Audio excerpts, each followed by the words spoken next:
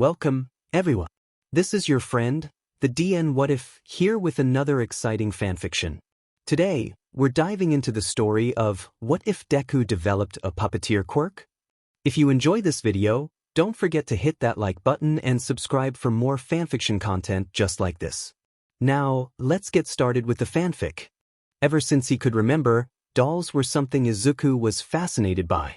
He could never explain it, at least for the first 5 years of his life, and no one else could until then.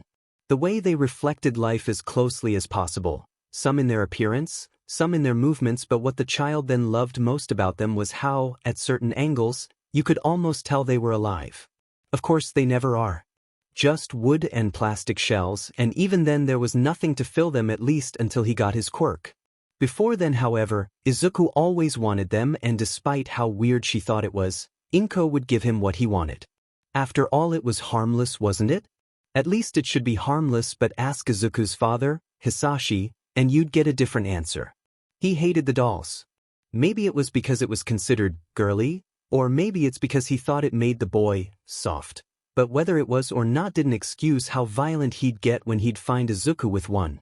It wasn't as if Izuku was having tea parties or anything like that, though even then that shouldn't be a problem. He just enjoyed how he could shape them, mold them, almost especially the more free-jointed ones, to look and pose like his favorite heroes.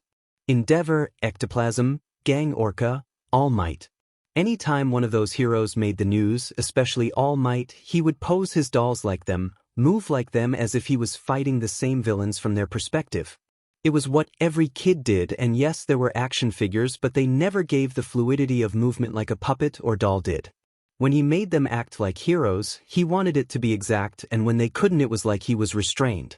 He enjoys watching heroes fight on his computer, and making the puppets twist and turn just like them was something he loved, especially when he can mimic their fighting styles and moves perfectly. This, of course, made Hizashi more annoyed.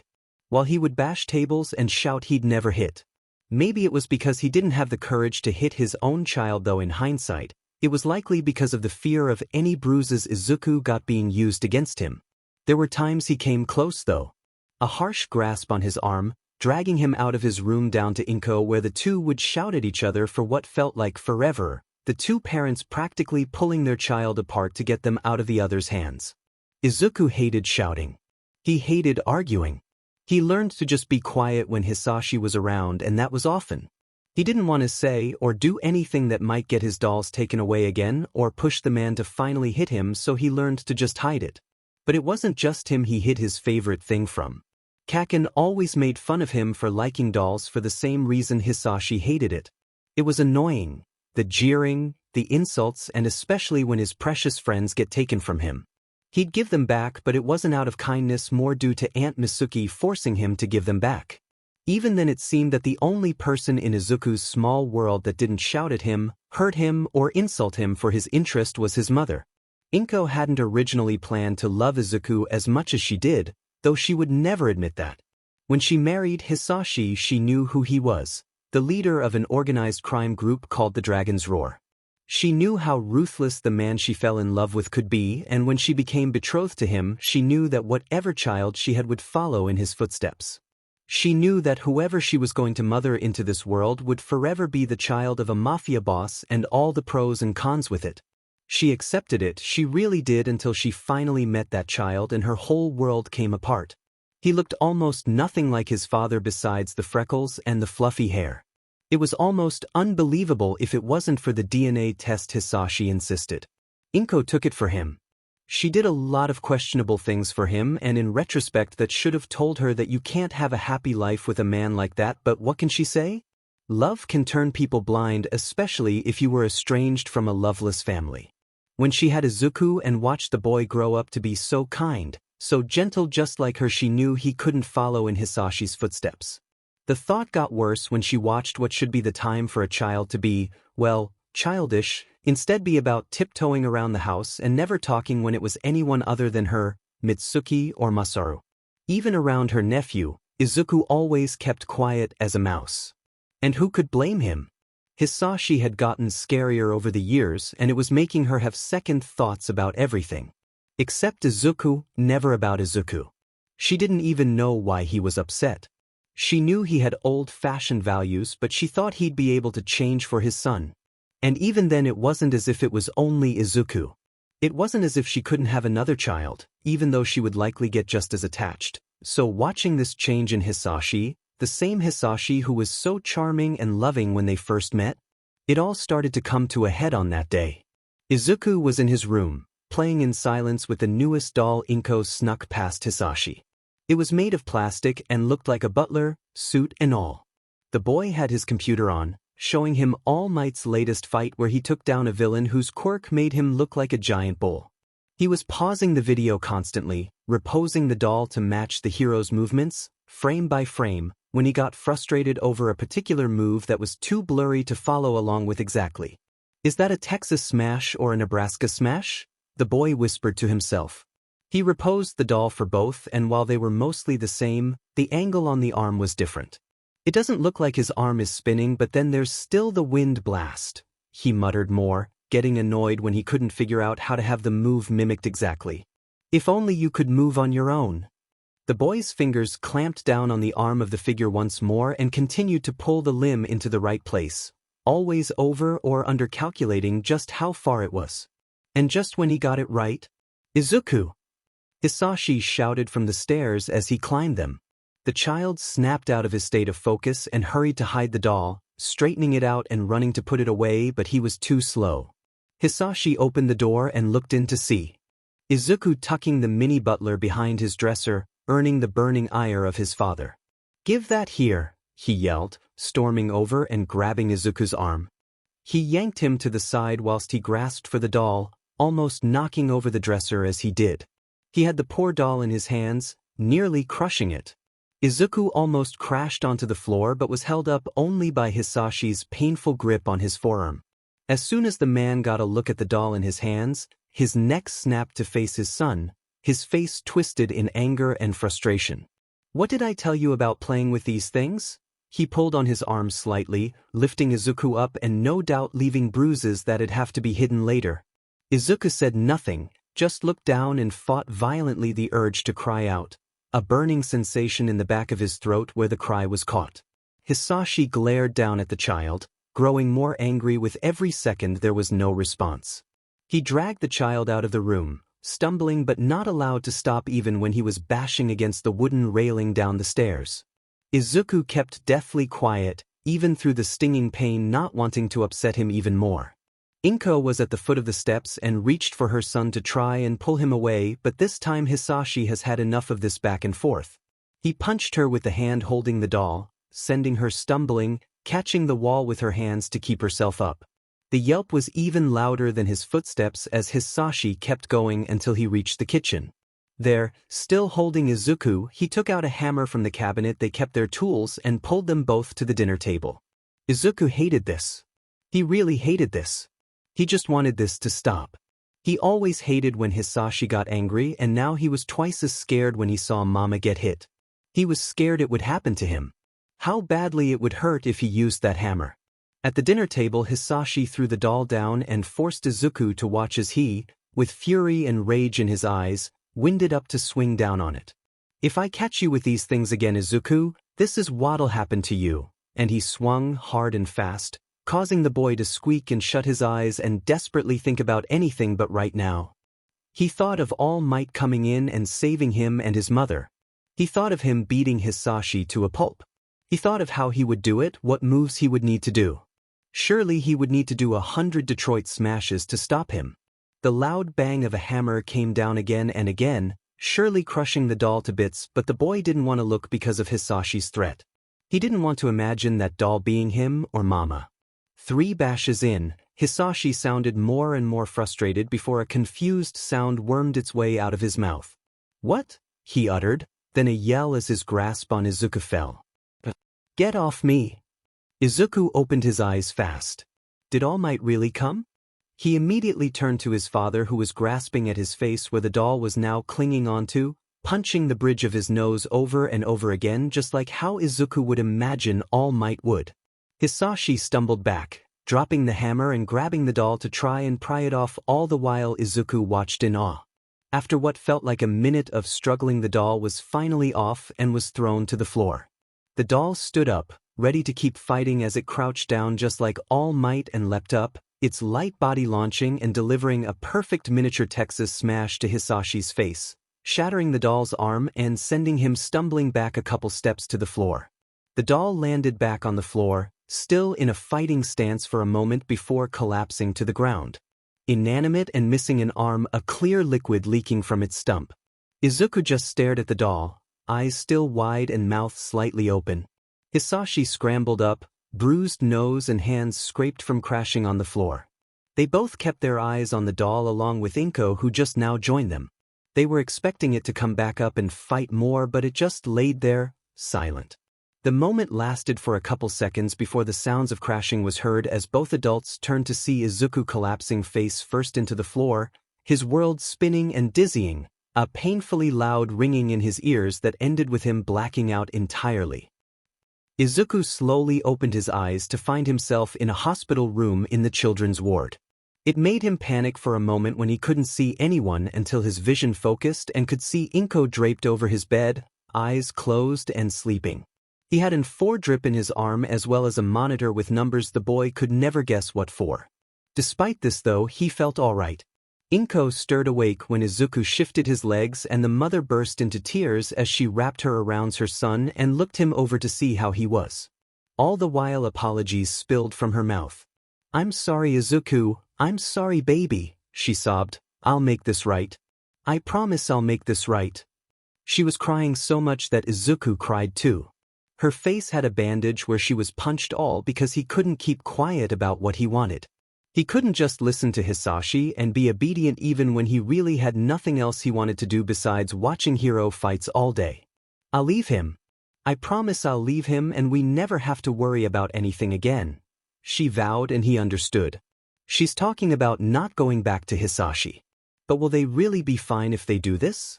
Izuku's heard from other kids about something parents do called divorce, and it didn't seem to end well most of the time, at least from what he heard.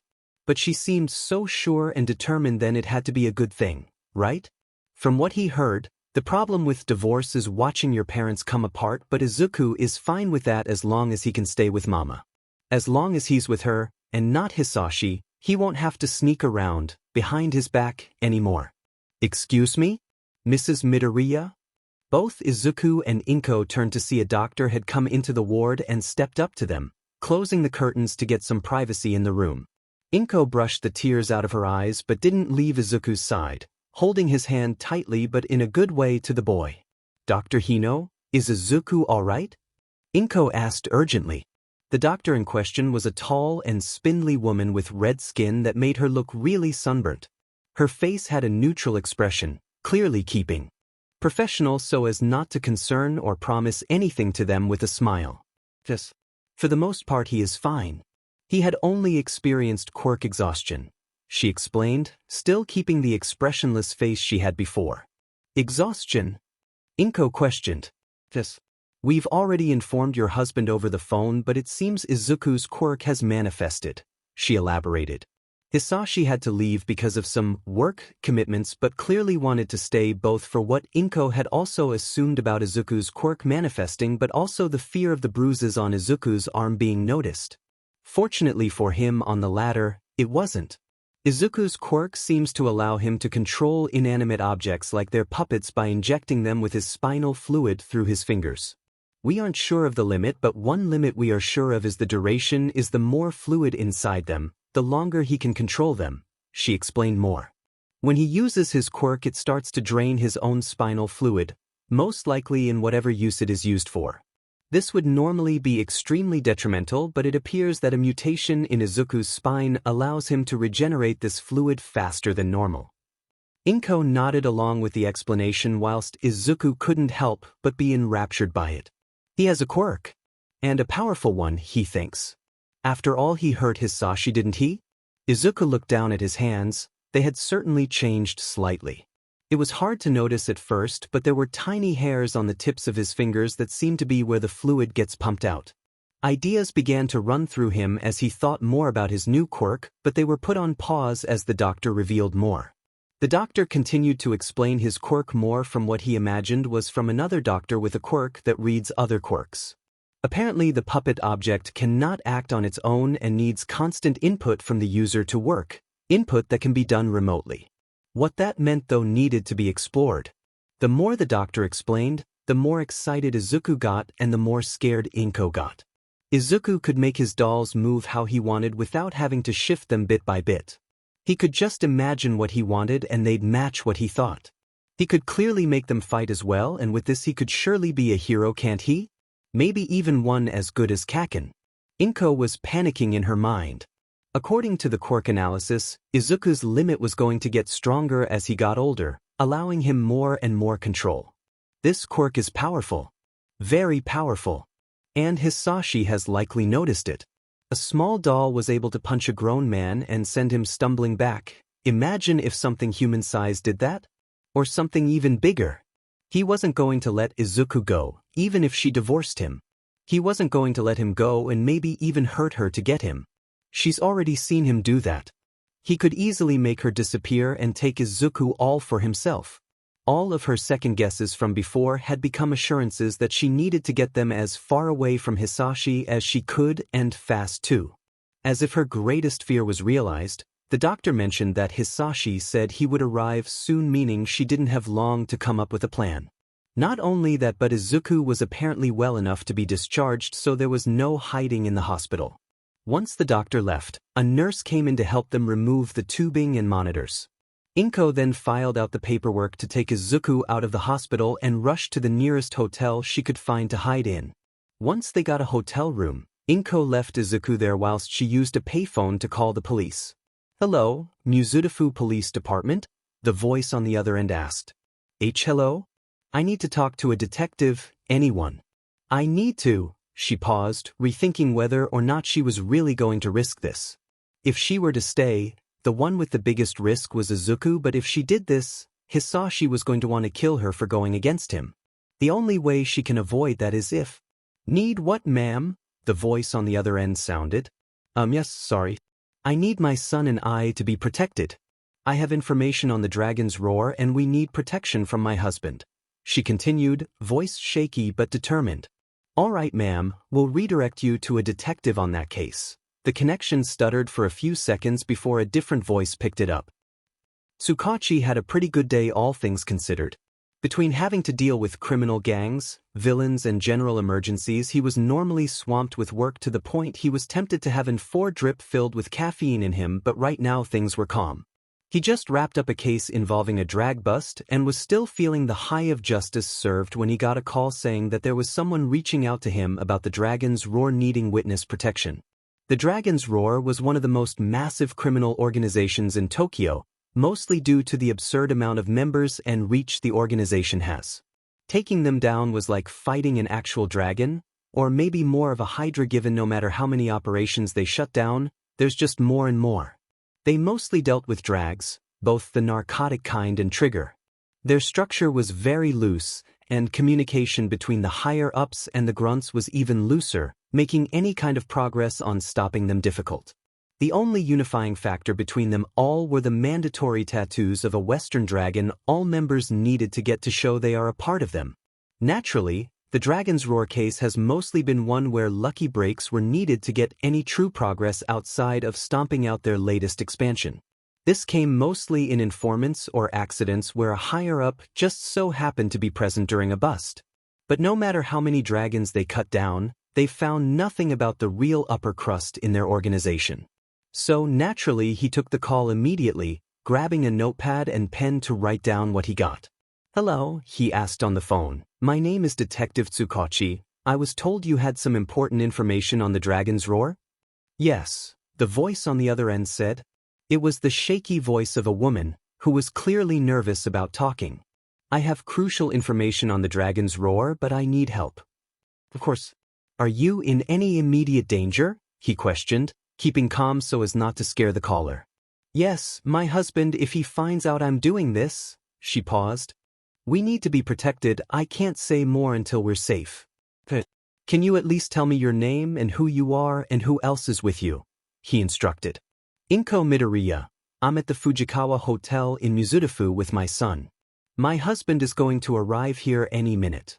she explained, but not before a moment of contemplation.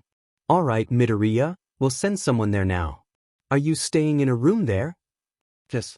206, she answered, sure of what he was implying with that question. Thank you.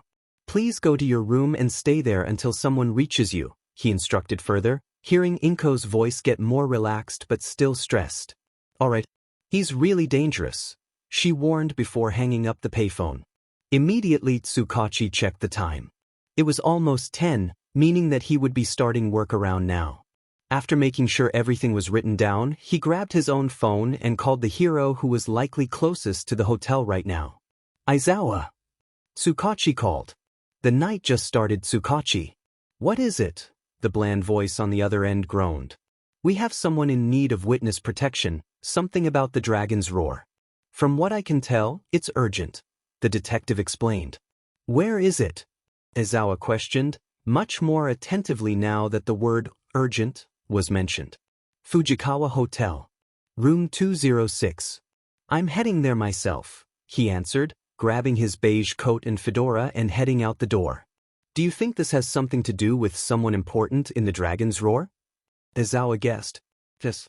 From what I can tell, they're a mother hiding from her husband with her kid. Husband is expected to be dangerous. Tsukachi drove in his car, sirens off, towards the hotel.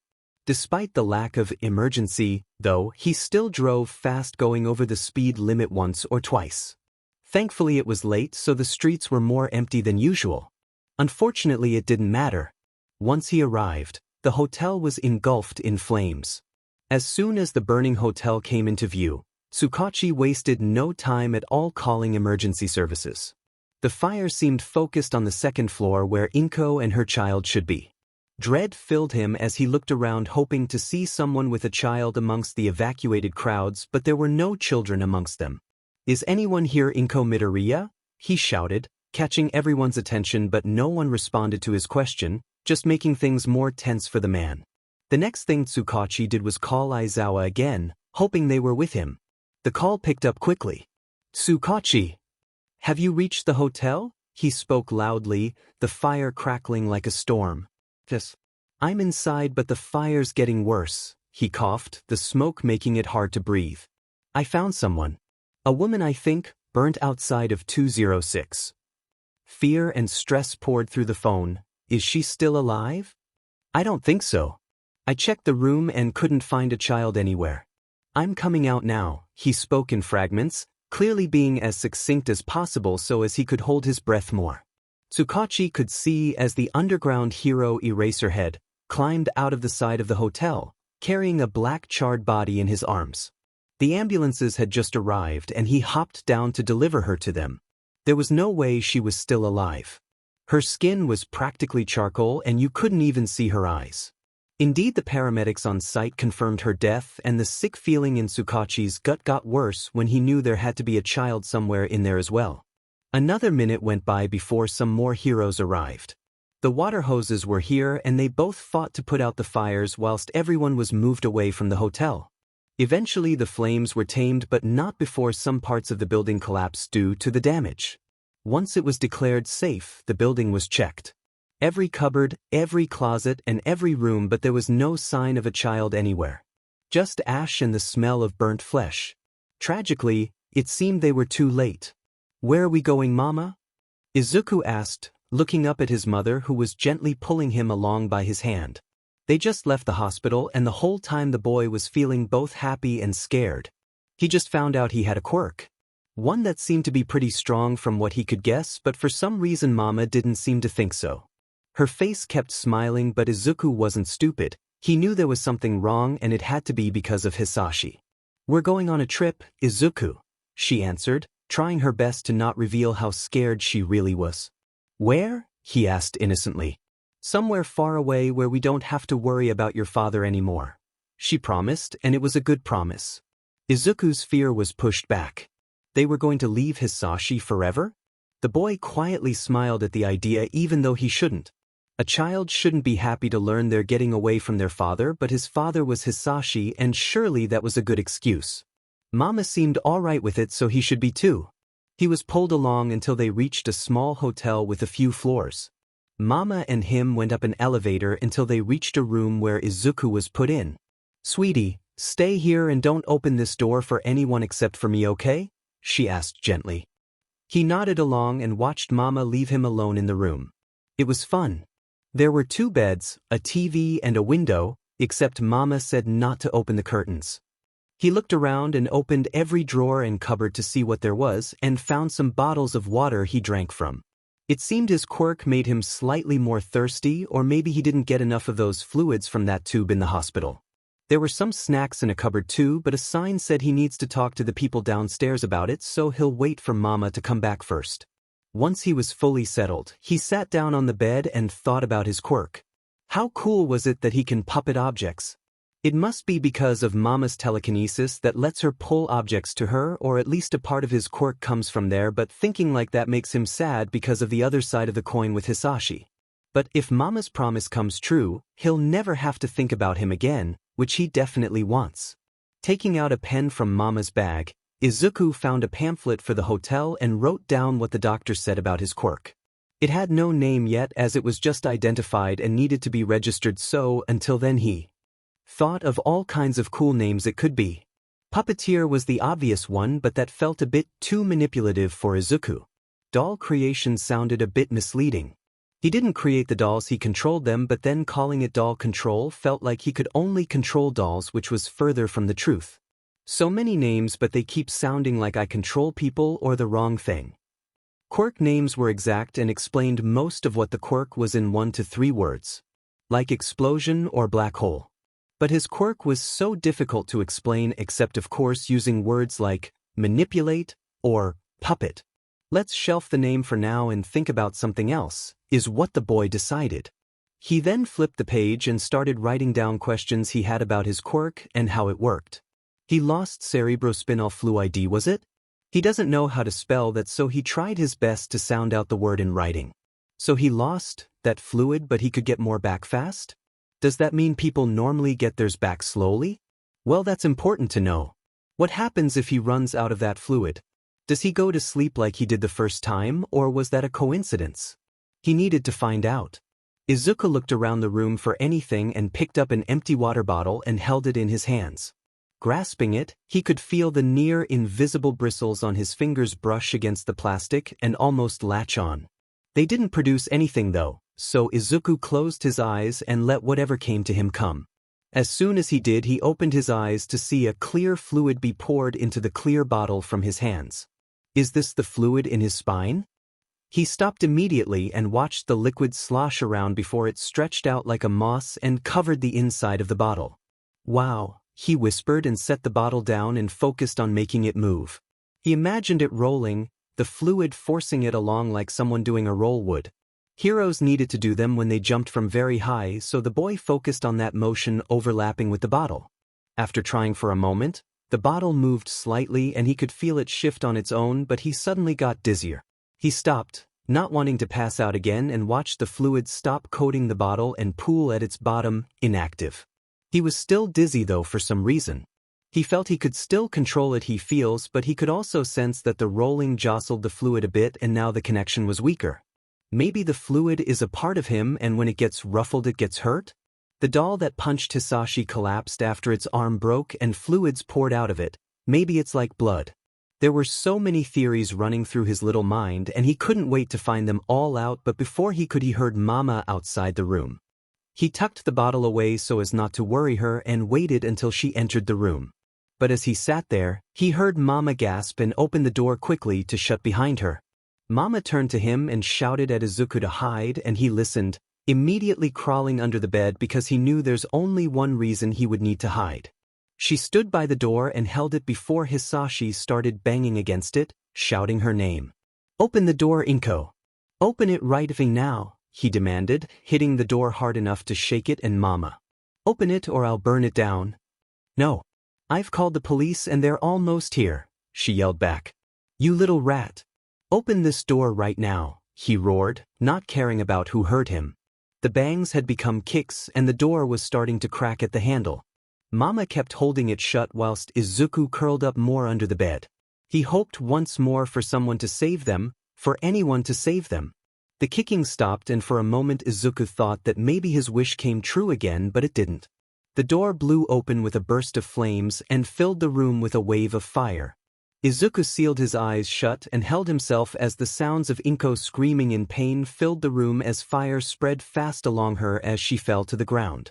"I warned you." Hizashi growled and he stepped over his mama, scanning the room for Izuku. The boy forced his eyes open to see Mama on the floor, burning and flailing whilst Hizashi made his way around the room. He was scared, shaking and crying, a hand holding his mouth quiet like he did during hide and seek with Kaken, but this was scarier than that, far more scary. Every part of him was sick and he felt like throwing up but he couldn't. Hizashi would find him and hurt him just like Mama. Izuku wanted to escape, wanted to get away, but that would involve leaving behind his mama and leaving her to die. What can he do? Can he even save her? He wants to be a hero one day, so why can't he save the most important person in his life? Izuku's eyes were trained on her and he saw through the burns a pair of eyes focus on him, pleading for him to run. And so he did. He ran away. Skittering out from under the bed, he ran to the door and into the hallway, sprinting as far and as fast as he could. He heard Hizashi shout his name behind him, but he didn't look back, but he did hear Mama scream gutturally behind him. "Run, Izuku! Run and hide!" The roar of a fire boomed behind, but it didn't matter, even when a scream came with it. He just ran. Just kept running until he was downstairs. The fire alarm blaring, making the whole world shake for Izuku, but he just kept going until he found an exit, pushing through and out of the hotel into an alley. There was no one around, but it didn't matter. He just ran. Ran from everything. Ran from the world and hoped Hizashi couldn't find him. Run and hide where he can't find him. Where no one can find him. He ran into the dark, hoping to never be found. He didn't know how long it's been since he started. Even though the hotel is long gone and the sounds of cackling flames have long since faded, Izuku hasn't stopped dipping through alleyways and tumbling through trash cans. He thinks he's cut himself, but he doesn't bother to check until he collapses onto the grimy floor of an alley. Izuku heaved as he struggled to pull himself back up, but his body didn't let him. Adrenaline was still there, but with every second on the floor, he could feel it fade fast and the cuts and scrapes started to weigh on him. After a minute of just breathing, he finally looked around and could see that wherever he's ended up, it isn't pretty like where he lived. The buildings around looked old and crumbling there. Were no sounds of cars, and even some of the street lights didn't work whilst others flickered. It was dark and he was alone, truly alone, and he was terrified. He pulled himself up just barely and saw a hole in the wall of a building that he crawled through. It was a warehouse. Empty, dusty, and very dark. The only reason Izuku could see it all was because of the moon above shining down from skylights. He climbed up some steps just barely to what seemed to have once been an office. It had a window looking over the warehouse floor and into the alleyway he just was in, but he didn't care to look. He just crawled under a barren desk and huddled into a ball. He was so tired and just wanted to sleep. He didn't know what to do, but it didn't matter right now because all he needed was to go to sleep. He forced his eyes shut, his damp green curls resting on his face as he gave in and slumbered, hoping this was all a nightmare. Inko Midoriya? Shoyuta questioned.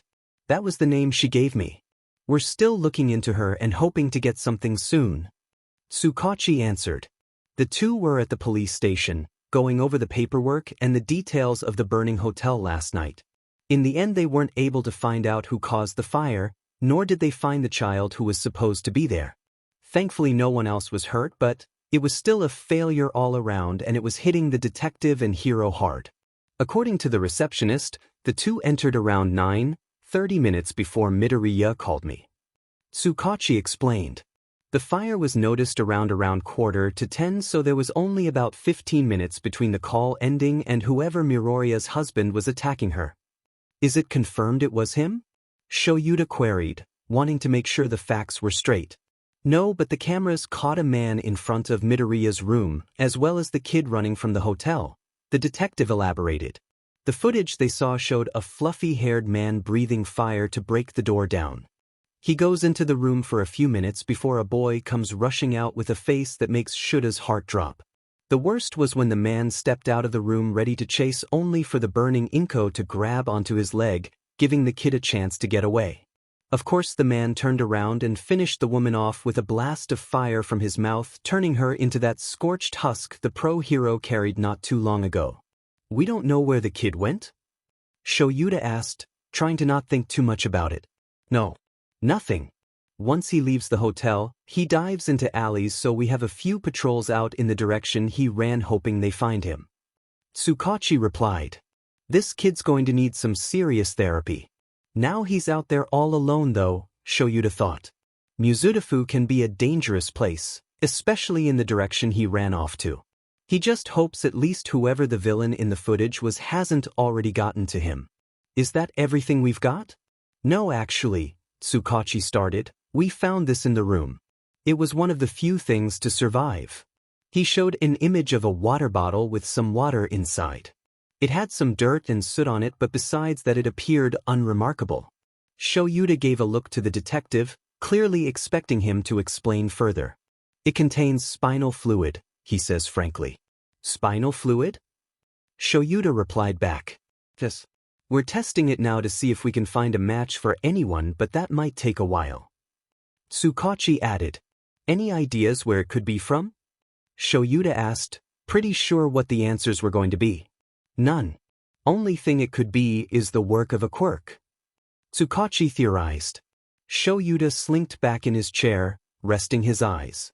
There were many strange quirks out there. Ones that use skin, hair, blood, and although Shoyuta hasn't been a full-time underground hero for 2 years, he hasn't heard of something using spinal fluid. The paperwork was finished and the two left the case there until more information came. Right now Shoyuta needed to go home and collapse onto a warm bed with the cats. He didn't expect this night to take so long, but with the search for who caused the fire, finding the kid and looking over the evidence, time just slipped away and it was morning now. The worst part is that Hizashi was probably already away to work and worried sick too. Shoyuta made sure to send a text saying he was going to be late getting back, but neither were expecting this late. The man made his way back to his apartment and climbed in to find their tuxedo cat called and their ginger cat, Pepper, nuzzling up to him the second he arrived. After grabbing some breakfast made by Hizashi, he ate scrambled eggs and toast to the image of that terrified boy running down that hallway. He couldn't imagine the fear in his heart, how terrified he felt and how far he must have ran. He looked tiny too. Just a tiny green bean, terrified of everything with hopelessness in his eyes. Shoyuta just hopes they find him soon so they can get him the help he definitely needed and justice to whatever monster did this. The light made its way into the room, shining over Izuku's closed eyelids. They fluttered awake, dull viridian peeping out to the realization that yesterday wasn't a dream. The boy pulled himself up, his small body weary and aching from sleeping on the floor, and stood to look around the warehouse some more. It was mostly sealed. All exits besides the hole he crawled through were either closed or sealed. Trying a few normal doors found them locked tight, and doors that weren't were too rusted to open. All in all, it was a box to hide in. Hiding. The boy thought about what he was going to do. Between having no one to go back to and Hizashi still out there, what could he do? Can he trust the police? Maybe, but Izuku doesn't know how to talk to them or find them. He knows he needs a phone, but he doesn't have one.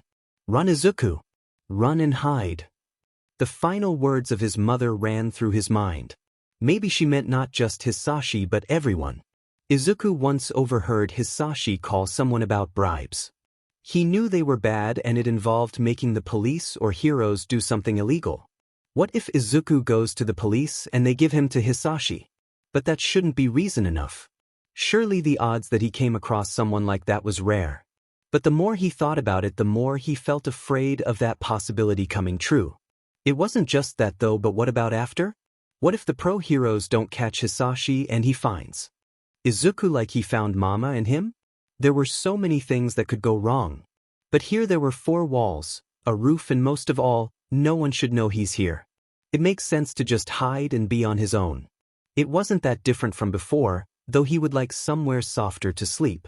Maybe he could learn more about his quirk and become strong enough to stop Hizashi if he ever did come after Izuku. Yes, there are a lot of good things that can come by hiding here. First, however, he needs to find something to use his quirk on. He crawled out of the warehouse and took in the dusty, grimy alley around him. There were some dumpsters that weren't being missed. They did, however, have a lot of trash. It didn't smell though, meaning it's been here for a while. He opened it up and with the help of a crate, fished through it. After a tear through, he found an anatomical dummy. The dummy was rotted and torn all over, but it was the only thing that looked like it could move properly with his quirk. It had no arms or legs, but it does have a neck, and the missing limbs could help with one of Izuku's theories about his quirk. While there were no other dolls, there were some mannequin arms and legs, so he grabbed those and dragged them back into the warehouse along with a small carving knife he spotted. He set them down and started to shove the mannequin limbs into the dummy. It was simple to do with how the rubber was easy to pierce through. Once he was done, the thing laid there with 2 arms and 2 legs. His first theory is to see if he could mix and match different objects to make one doll. He hopes that when he'd use his quirk, the whole body would move together instead of just the dummy. He took his hand, set it on the doll's chest, and felt as fluids sunk into the body. He watched the liquid pool inside the rubber and remain liquid. It looked like blood with how it focused around the rubber heart of the dummy. "Okay," Izuku muttered to himself as he concentrated on moving the doll. He watched in amazement as the fluid stretched out through the object and linked into the limbs through the plastic veins. Izuku then felt dizzy and weak at the knees as the head of the doll turned. He paused and got used to the feeling. It was daunting, but after a while he got more used to it. He imagined the doll standing up and watched it turn the arms and legs of the mannequin, but they didn't bend, being one solid piece. It seems they need to be able to turn to work. Maybe if I cut them at the joints they could bend like normal, he theorized, taking the carving knife and cutting one arm off at the elbow. He tried it again, and this time he watched the liquid shape to act as a joint for the detached arm, turning it like an arm should.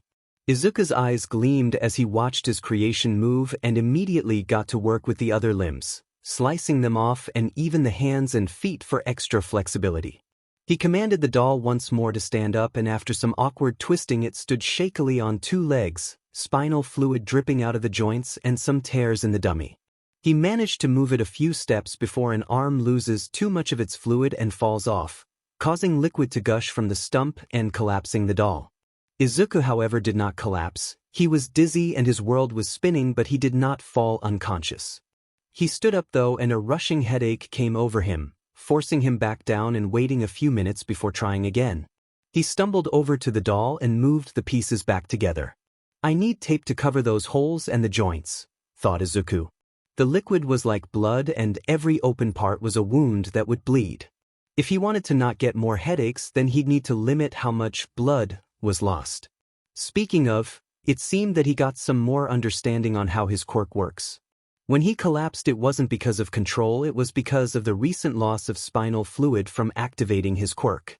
It seemed that it's fine if the liquid remained in the doll as long as he didn't give all of it. If I fully seal it up, I can minimize the loss of fluids so I don't have to refill it as much. The boy scrambled to find some duct tape from outside and used it to practically mummify the doll, wrapping it over until it looked even more cobbled together than before. He then injected more fluid in, just a tad bit, and suddenly he couldn't feel his legs anymore. It was a terrifying sensation, one he could tell was probably temporary but nonetheless scary. Thankfully, if he is right, then he doesn't need legs right now. He puppeted the doll to stand once more, and this time no fluids leaked out. In fact, it seemed the duct tape was being pulled like skin over the joints by the liquid underneath. The doll stumbled over to Izuku like a newborn fawn and slowly picked the boy up at his command. Typically, children would be weirded and even scared of an anatomical dummy's face being right next to theirs, but Izuku felt no fear. After all, it was just a doll. His doll. He commanded said thing to go towards the office and watched it move towards the stairs. A stupid thing, but Izuku was a child, and while yes he was smart, he wasn't a genius. As it climbed them, no liquid slipped out, but Izuku could tell inside the doll, the bumps and knocks from moving were weakening the fluids, meaning that eventually he'd need to dose it again. The doll reached up the steps, and Izuku had enough strength to stand on his own, using the wall as support. He glanced out a window looking into the alley he got the dummy from and came up with an idea. Watching from the office, he directed the doll to walk down to the alleyway. It was a mostly easy task. The main problem was discovering that it was hard to direct the doll if he couldn't see what they were seeing, but once they made it through the hole, he watched it stumble into the alleyway. There the doll was ordered to tip the dumpster over so its contents could spill out and he could see what was inside. The doll picked apart the junk, and while most of it was useless, there was one thing that caught Izuku's green eyes. A styrofoam mattress. Ratty and stained, but still a mattress, which was better than the cold wood floor he slept on last night. The dummy dragged over the object and barely stuffed it through the hole, getting it up into the office, now bedroom. Izuku plopped down on it and it felt good. Despite how it looked from afar, it was firm and the styrofoam still had some softness to it. Great. So he's covered sleeping, now he needed water. Because he was starting to get really thirsty. He walked downstairs, the doll following, and they found a break room with a sink. Water came out of it, but Izuku knows that water shouldn't be that murky. Speaking of utilities, he found a circuit breaker. Not that the boy knew that, but nonetheless he noticed some faded labels. Using the doll to flick one on, he was too small, the warehouse lights switched on, shocking the boy as he rushed to flick on all of them. The building had power, except he realized that having the lights on might not be good if he's trying to hide, so he went around every room and turned the lights off with their own individual switches. He noticed as well on the circuit breaker that one of them was connected to a water filter, and so after a few minutes of it on, the water that came out of the tap was clear. He knew he shouldn't try it yet, but he was getting really thirsty. It seemed his quirk does make him thirstier than normal, so he took a drink and it tasted alright. Would have been better with a cup though. Now he only needed food. That was going to be harder than the other two, as he won't just stumble onto them. With much reluctance and a couple raincoats he found in the dumpsters, he snuck out of the warehouse with the doll and him both wearing the green raincoats, hoods up and heads ducked down. The two made their way and explored the neighborhood they were in now that Izuku wasn't running anymore. It was a very ugly place, with abandoned buildings and old cars. The place almost looked apocalyptic if it wasn't for the distant skyscrapers of the rest of Tokyo. He wandered for a while until he came across somewhere more populated, which scared Izuku at first until he took a deep breath and focused on finding food. He eventually found a convenience store, where outside was a food bank box where people left food for the unfortunate. Izuku was certainly in that category right now. He wandered over and took a few apples, bread and a cereal box before skittering away, the doll rushing behind him, practically mimicking the boy's frantic sprint, much to the confusion of passers-by. He kept running until he was safely back in the warehouse, where he ate some slices of bread. Now we have food, he thought to himself excitedly. Yes, now he had everything. Food, water and shelter, the three things needed to survive, and now that he had all of this he was sure he could hide out here for a long time. A few days went by with Izuku testing out how his quirk worked some more. He learned that he could be very liberal with how the doll appeared, with more limbs than a normal human should have. Of course, for now he's going to keep Anna, what he's calling the anatomical dummy, as close to looking human as possible. The dumpsters were kind enough to give him Anna, but not much else, as he soon found out. If he wanted more stuff, he needed to find somewhere where lots of junk gathered. Thankfully, the boy stumbled across such a place during his daytime wanders through the alleys with his new friend. Takoba Municipal Beach Park, a verifiable dump filled with all kinds of leftovers Izuku could scavenge. It already gave him a shopping cart, which he promptly used to store whatever items were semi-functional. Most of the actual heavy lifting was done by Anna, who would surely complain the whole time but didn't have the mouth to voice it. By the end of a couple trips they had several mannequins, a few knives which Izuku kept for self-defense, and a computer of all things, not a monitor though. It was one that seemed to actually work if the glowing light was anything to go by. He didn't have a monitor yet, so that had to be shelved for now. By the end of the first week, the warehouse was looking quite well. There were some hanging lights put up around the bedroom to light the place up dimly, curtains to block the windows, and even some sheets to make the bed more comfortable. It was a nice feeling being able to make your own space. Despite everything though, there was still one thing Izuku hated about this new arrangement. Sleeping. Yes, the mattress was soft enough to work, but comfort wasn't the issue. He keeps getting nightmares. Bad ones about seeing Mama again getting burned alive or Hizashi finding him. He tried to ignore them the first night, but after he just settled for not sleeping as long as possible and instead read some of the books that he found dumped on a street nearby. He knew it wasn't good to stay up past his bedtime. He felt it too, but it didn't stop him. He didn't want to go to sleep no matter what, At least until he was too tired to move and collapsed onto the mattress in front of Anna, who in turn would collapse to the floor. When he would sleep, it would always be nightmares, and worse, it was ones where he couldn't break out until the next morning. He'd wake up shaking and constantly checking the building to make sure nothing can get in or out except him and Anna. He didn't want to be found, not until he knew for sure Hizashi was gone. That was a problem, certainly, so for now he's going to work on getting more food and experimenting with his quirk further. Speaking of, he made a new discovery about his quirk. He managed to find a wilted child's doll in the dump that he kept and wanted to use his power on it to see how it works with multiple dolls. What came of it was that when Izuku activated his control, it activated it for all of his dolls, causing Anna to move too. So, at least for now, it was better to control one doll and not push it until he was older. Maybe then he could find a way to split his focus on more than one thing. The bottle kept moving on its own? Shoyuta asked the detective. It's been a week since the fire, and after some tests and some research, they found out enough to warrant a meeting. Both him and Tsukachi were in the detective's office for the sake of privacy due to the connections to the dragon's roar this case has. According to the analyst, yes. The bottle just started moving on its own, the detective said, placing out the report from the analyst on the fluid in the bottle they found. Any reason why? The pro hero asked, just as certain as before what the answer to this question would be. None yet. It's why you're here, Tsukachi stated. The detective took out a case, where inside, pulled from styrofoam coating, was the bottle in question. It had the same fluid, but it had molded or mossed of some kind to almost infect the inside of the bottle. The moss seemed to twitch like a muscle, moving and clearly trying to shake the bottle. Given how it seemed to slip in Tsukachi's grasp. You want to see if it's a quirk? Shouldn't it be obvious? He said in his usual low voice.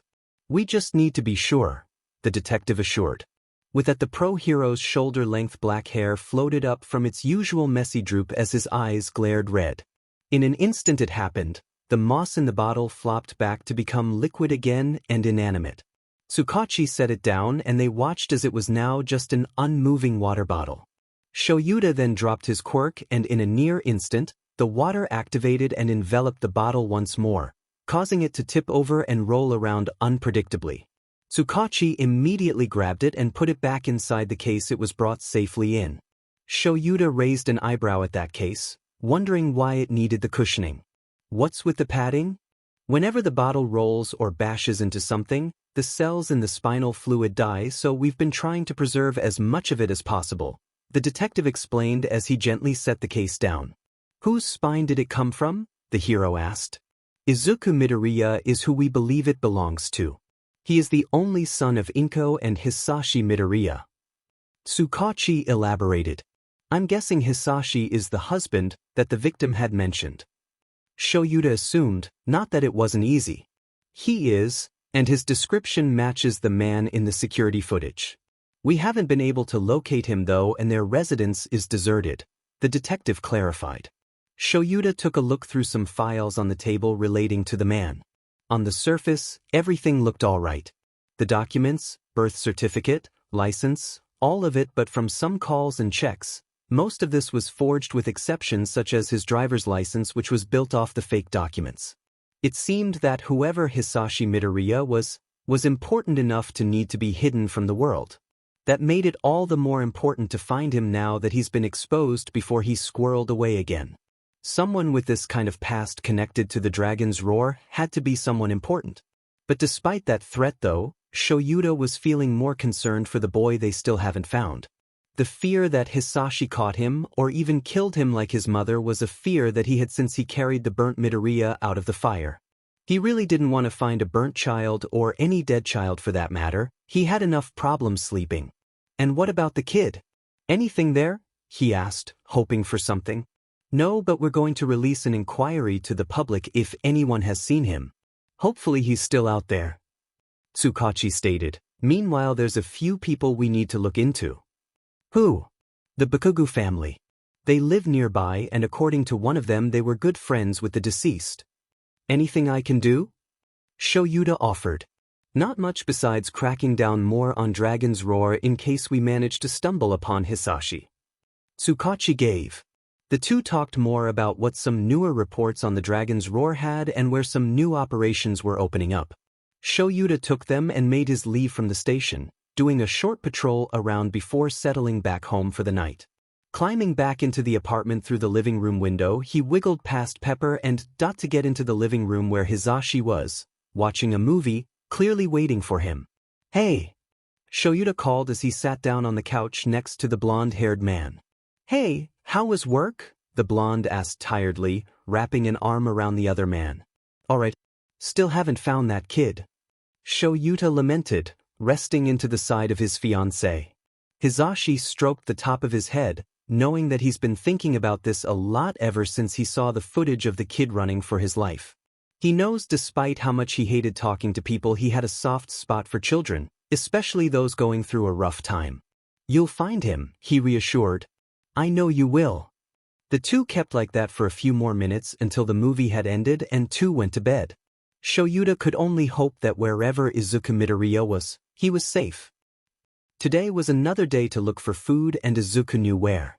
He and Anna headed to the same convenience store as before and rushed to pick out some stuff. He knew not to take a lot because it's meant to be for everyone, not just him, so he grabs enough for himself. Once he picked up what he needed, he scampered back to the warehouse to stash his food and headed back out to fish for more junk. This trip he was hoping for a monitor, but what he found instead was something much more interesting. Underneath a bunch of fried electronics, Izuku found what seemed to be a drone with its remote attached to it. It looked really expensive except for how the propellers were broken. He put it in the trolley Anna was pushing and did some more searching in the electronics pile and found a few batteries he decided to stockpile on. Of course, not all of them might work, but as Izuku has found out here, more often than not people throw away things for the slightest of problems.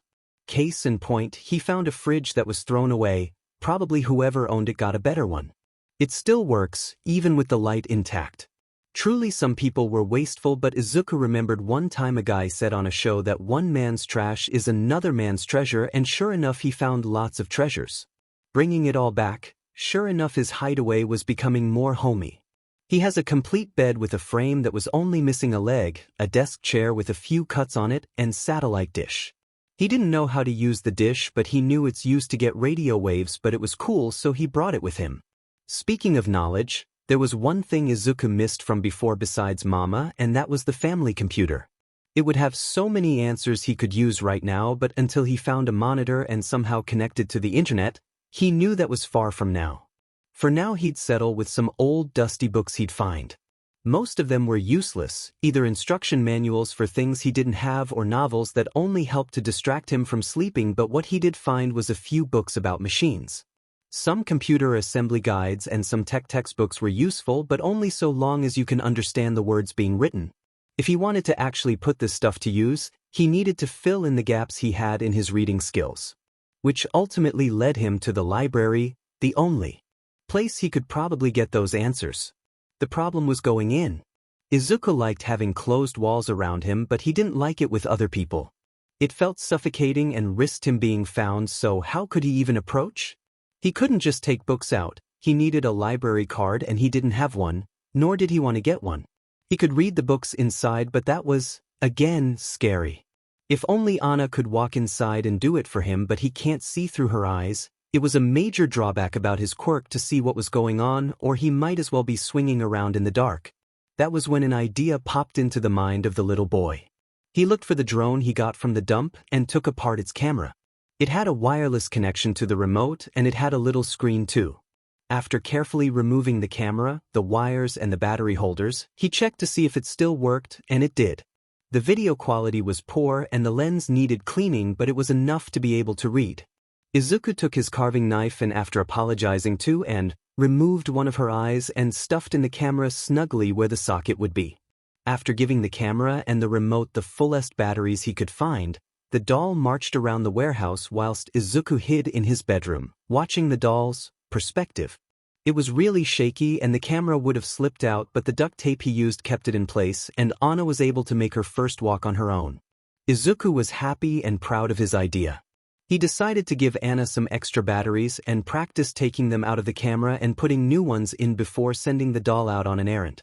That errand being to look around the area for a library. The doll clambered down the street whilst Izuku watched from the remote, the connection getting spotty every now and then from getting too far out of range. It seemed the signal was good for almost a kilometer before it started getting slow. Hopefully he can find something stronger in the future, that way he doesn't need to risk going outside at all. Eventually Anna found a library just at the edge of his range and commanded her to wander inside. After struggling with the door for a minute, the doll stumbled inside to a confused-looking librarian. "Excuse me, are you all right?" he whispered, tilting his head to try and see the face of the raincoat-wearing doll, hood up and taped on tight. Anna shook her head slowly and deliberately and just limped past him and into the library. The librarian just looked on, slightly confused, but thankfully it seemed he didn't care enough to look into it further. Despite having been found in a dumpster, the green raincoat covered a lot of Anna up, and the accompanying rain boots she had made it easier to pass off as a human. Maybe a drunk one, but a human nonetheless. Izuku's eyes wandered over the books Anna's eye was showing. He wasn't sure where to start, so he settled on the most obvious thing to look at. A simple book called Computers Made Easy. Anna set it down and started going through it with Izuku reading through the lens. The problem was that although this is meant to be easy, he still can't understand most of the words. So he had Anna look for something to fix that. Books on katakana, kanji and hiragana that were aimed at children were the easiest he could find. He is a child and that should be natural, but Izuku didn't want Anna to stay in the library for long. He couldn't check out the books because he needed a library card, one he didn't have. He decided to stay there for 2 hours, making sure to keep an eye on his connection to Anna to know how much spinal fluid she had. Turning pages didn't lose much, but it did when you were also subconsciously ordering her to tap her foot. Over that time he noticed some people giving the doll some strange looks. Her disguise hadn't fallen, but Izuku imagined it was more because the dummy looked like an adult reading a book for children far too intently. Once Izuku had enough for the day, he put the book back and had Anna leave, the librarian giving the doll a look that read, "Goodbye," to the boy. Anna made it back safely, and though it was a bit awkward looking through the camera, it wasn't that bad if it meant he didn't need to leave the safety of the warehouse. Ultimately, then, the test was a success and Izuku spent the rest of his time practicing what he learnt on the books he had. It was still a struggle, but he was a scarily fast learner with a lot of time on his hands. After Izuku's success with the camera, he started to not leave the warehouse at all, opting to have Anna go outside and handle all of it. It was honestly safer. He was less likely to be found, so he continued having her be his hands and feet for a whole other week. The only real time he needed to leave was to go to the beach to get more junk because it was too far. He looked for a better quality camera with better connections, but unfortunately his luck there ran dry. But only for that area, as after a week of scavenging he finally came across one thing he was looking for. A TV screen. It was old, bulky, small and dirty, but Izuku was sure with some cloth it could be cleaned up. Loading it onto the trolley, he picked up a few more interesting-looking pieces of junk and the two headed back to the warehouse with their haul. Over time, Izuku had noticed that it looked odd for a child to be traveling with someone pushing a trolley filled with junk, so, using his small size, he would hide under Anna's raincoat, using the camera to see out in front of him and guide the two. All in all, it felt like life was going well besides sleep issues. Well, there's one more thing. Izuku hadn't talked to a real human being in almost 2 weeks. He's talked to Anna, yes, but she never talks back. Not that he expected her to. It was honestly really lonely. But he knew this is what he needed to do if he wanted to escape and maybe one day get revenge on Hizashi. But he admits that when he sees other kids playing without a care in the world, his heart aches a little bit. It'll just have to be something to outgrow. He's practically a grown-up now with how responsible he was. Yes, so he'll just have to make do with telling Anna all of his ideas and plans. His secrets and fears. Hopes and dreams.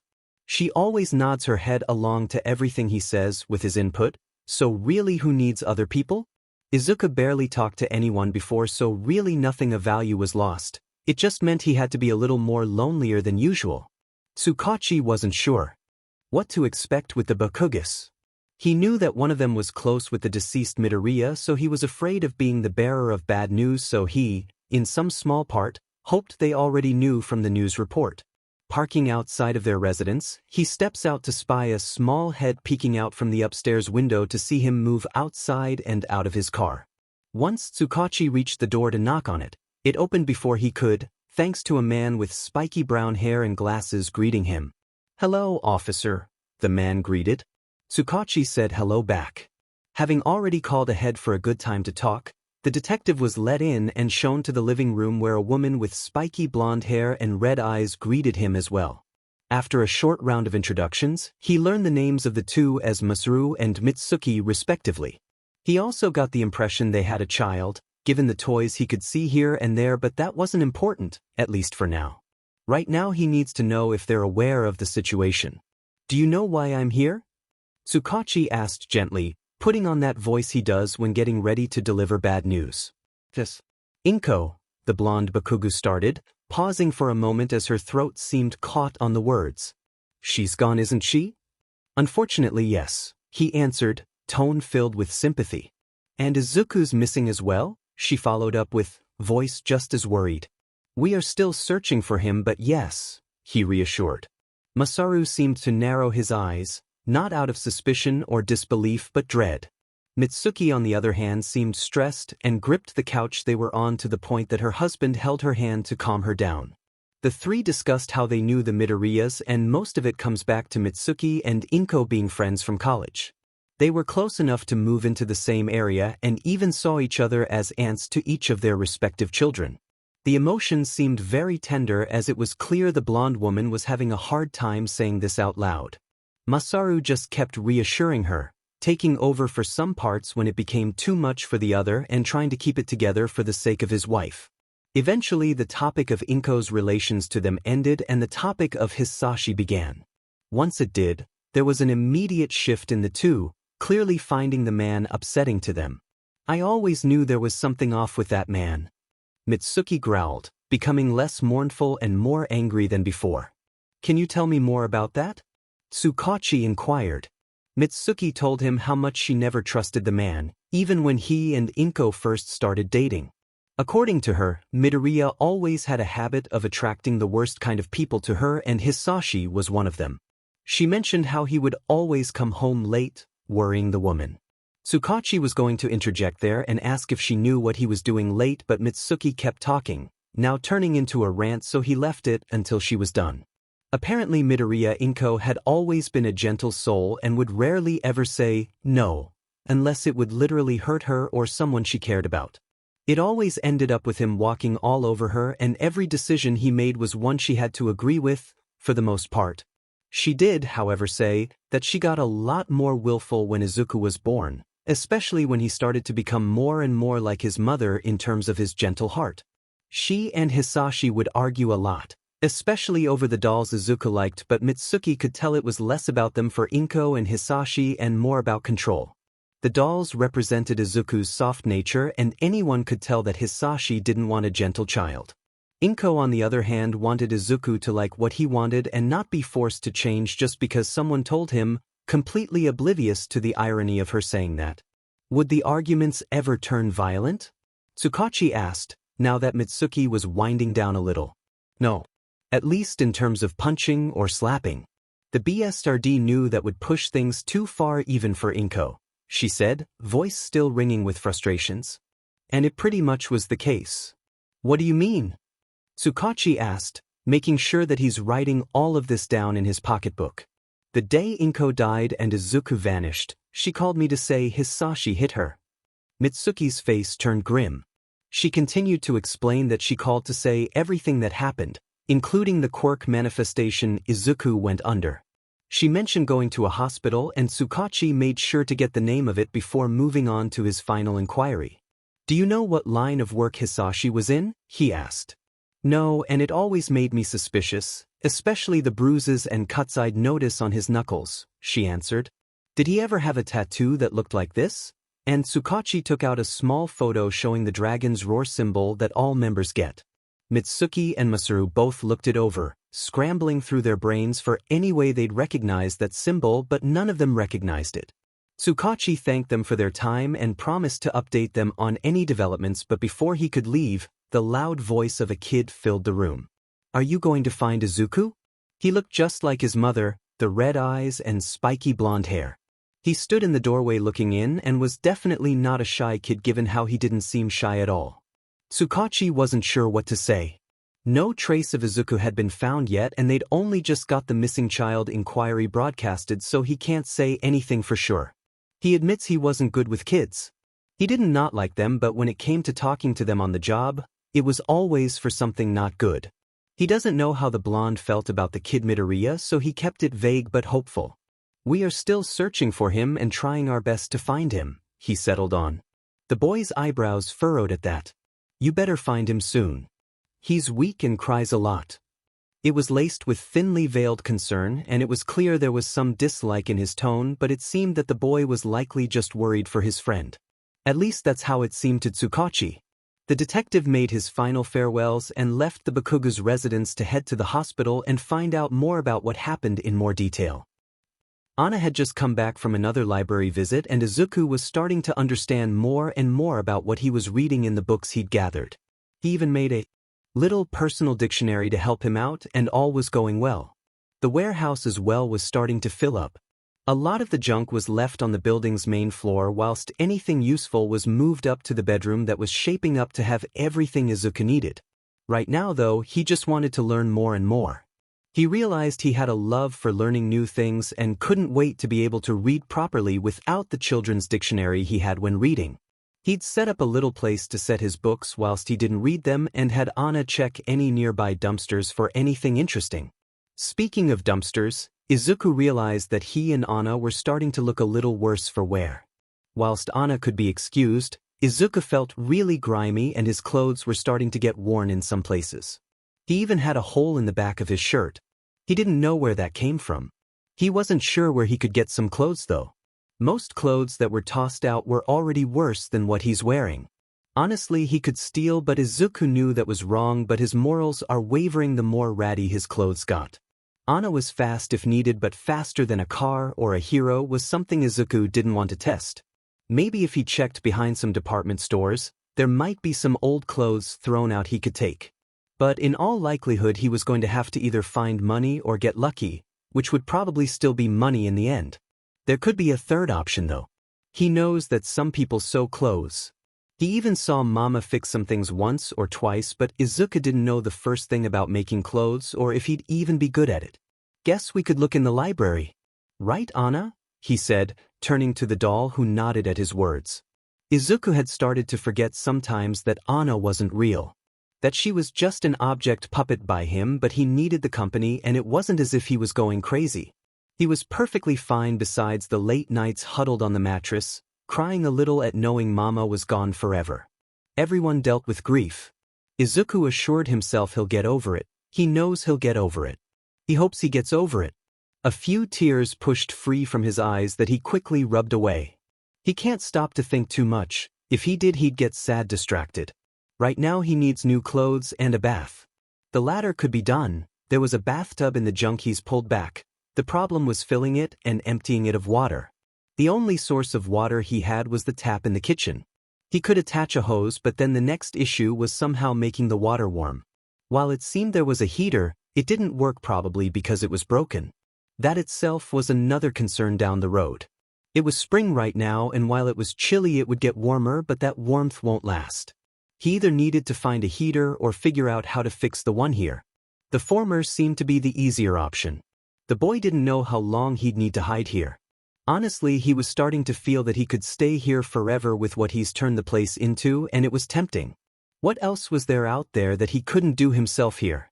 Auntie and uncle were the only real things he cared about that are still alive, but that would be the first place Hizashi would look for him. He'd put them in danger. Also, Kaken was there, and while he'd say they were friends, he always felt like the other boy never saw him the same way.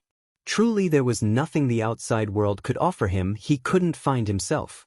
Except, of course, clothes and heating, but he was figuring it out and will probably find a way soon. Hizashi was coming back from some clothes shopping for the upcoming warmer months. He needed some new clothes after Pepper tore through his shirts in a crime of passion and was just finished getting what he wanted. He was in his civilian attire, his long blonde hair tied back in a messy knot. He'd paid for a few new shirts as well as a couple things that caught his eyes when he took a step outside the clothing store he was in to hear the sounds of rustling in the alleyway next to the building. Wonder what that is?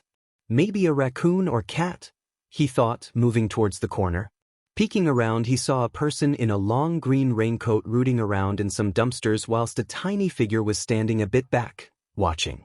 The taller one looked to be an adult, but Hizashi couldn't quite tell because of their hood being up. The smaller one, though, looked to be the size of a kid, and the raincoat he was wearing looked to be the same as the taller one, just cut off at the bottom so he wouldn't trip. The tall one was taking out some old clothes thrown out during clearance and was holding them for the kid to see as if getting his critique, but neither of them said anything to each other. Hizashi also noticed that both of them looked a bit dirty, especially the tall one with dirt and grease all over their coat. Are they homeless? No, Zashi. Don't judge. You're literally planning to marry a man very soon who looks like he sleeps in the gutters. The blonde took a few steps forward, which immediately was spotted by the kid who ran over to the tall one to hide behind. The tall one in question turned to face Hizashi, but even then the dark alley made it hard to tell who they were. Hey listeners. Didn't mean to startle you, he said, raising up his arms in surrender. He didn't mean to fall back into his hero persona. It was just how he talked when consoling people. The kid seemed to have vanished behind the taller one, who didn't react to Hizashi's words. I just wanted to check if you're all right, he reassured, spotting behind them a shopping trolley that was being filled with clothes. The tall one stayed still, staring down Hizashi in an almost eerie kind of way. He didn't feel malicious intent. He didn't feel any intent coming from the person, just a presence. Hizashi knows that normally you should keep to yourself when it comes to things like this, and he would if he hadn't noticed the kid. He wanted to make sure both of them were all right. Are you able to speak? He asked gently, not wanting to spook them anymore. The tall one shook their head slowly and almost intently. It was admittedly odd how rigid that movement was, but Hizashi didn't question it. He was more focused on learning more about these two. Do you know JSL? He asked and signed. To that the tall one shook their head again, making it clear that this conversation isn't going to go anywhere unless they find a way to chat. Okay then. Then I'll just ask if you're all right. Are you? He questioned. The person seemed to freeze for a moment before nodding a couple times. And what about the kid with you? Are they all right? The person nodded again, starting to inch back now at the mention of the kid. Hizashi couldn't help but get nervous at that and made a step forward, which seemed to cause something under the person's coat to jump. Is he hiding under their coat? Hizashi thought, noticing the jump, but said nothing. Can I get a look at the kid? Just to make sure they're all right, he clarified. A standoff lasted for a few moments before a little head popped out from the taller one's coat between their legs. He still couldn't see his face but could see the small glow of two green irises staring at him. He can't be that old, Hizashi thought. The small one really looked like a kid in how he gripped onto the taller one's coat to hide behind. It was a little cute, to be honest. It's all right. Can you take off that hood so I can see if you're all right? He requested. Both he and the tall one shook their heads, almost perfectly in sync. Hizashi wasn't sure how to continue when he heard the tiniest voice speak. What is that? The child stuttered, not in a shout but more a loud whisper. Like he didn't want to be overheard. What is what? Hizashi questioned, crouching down to be at eye level with the kid, who stepped back a bit into the tall one's coat. JSL, he whispered. Hizashi smiled a little. It's something you use to speak without using words or writing. He moved his arms and hands to show the sign for hello. This means hello. The kid tried to copy the movements along with the tall one, bending both of their fingers to match what Hizashi showed. After a few attempts and Hizashi showing them it a few more times, they eventually managed to get it, much to the kid's joy. See, you got it, he cheered, making a careful step towards them. This one they didn't notice, and so he kept there, waiting for a chance to close in. He didn't know who they were, but he had his suspicions, specifically with the kid. How do I learn more? He asked, eyes more clear now and blooming with curiosity. Hizashi kept a cheery smile on. There's lots of books on it, but if you want I can teach you some more. The kid seemed to light up when he mentioned books, but when he said he could teach him, he must have realized how close they were and stepped back, the tall one moving with him. Hizashi made no sudden movements as the duo stumbled back, bumping into the trolley.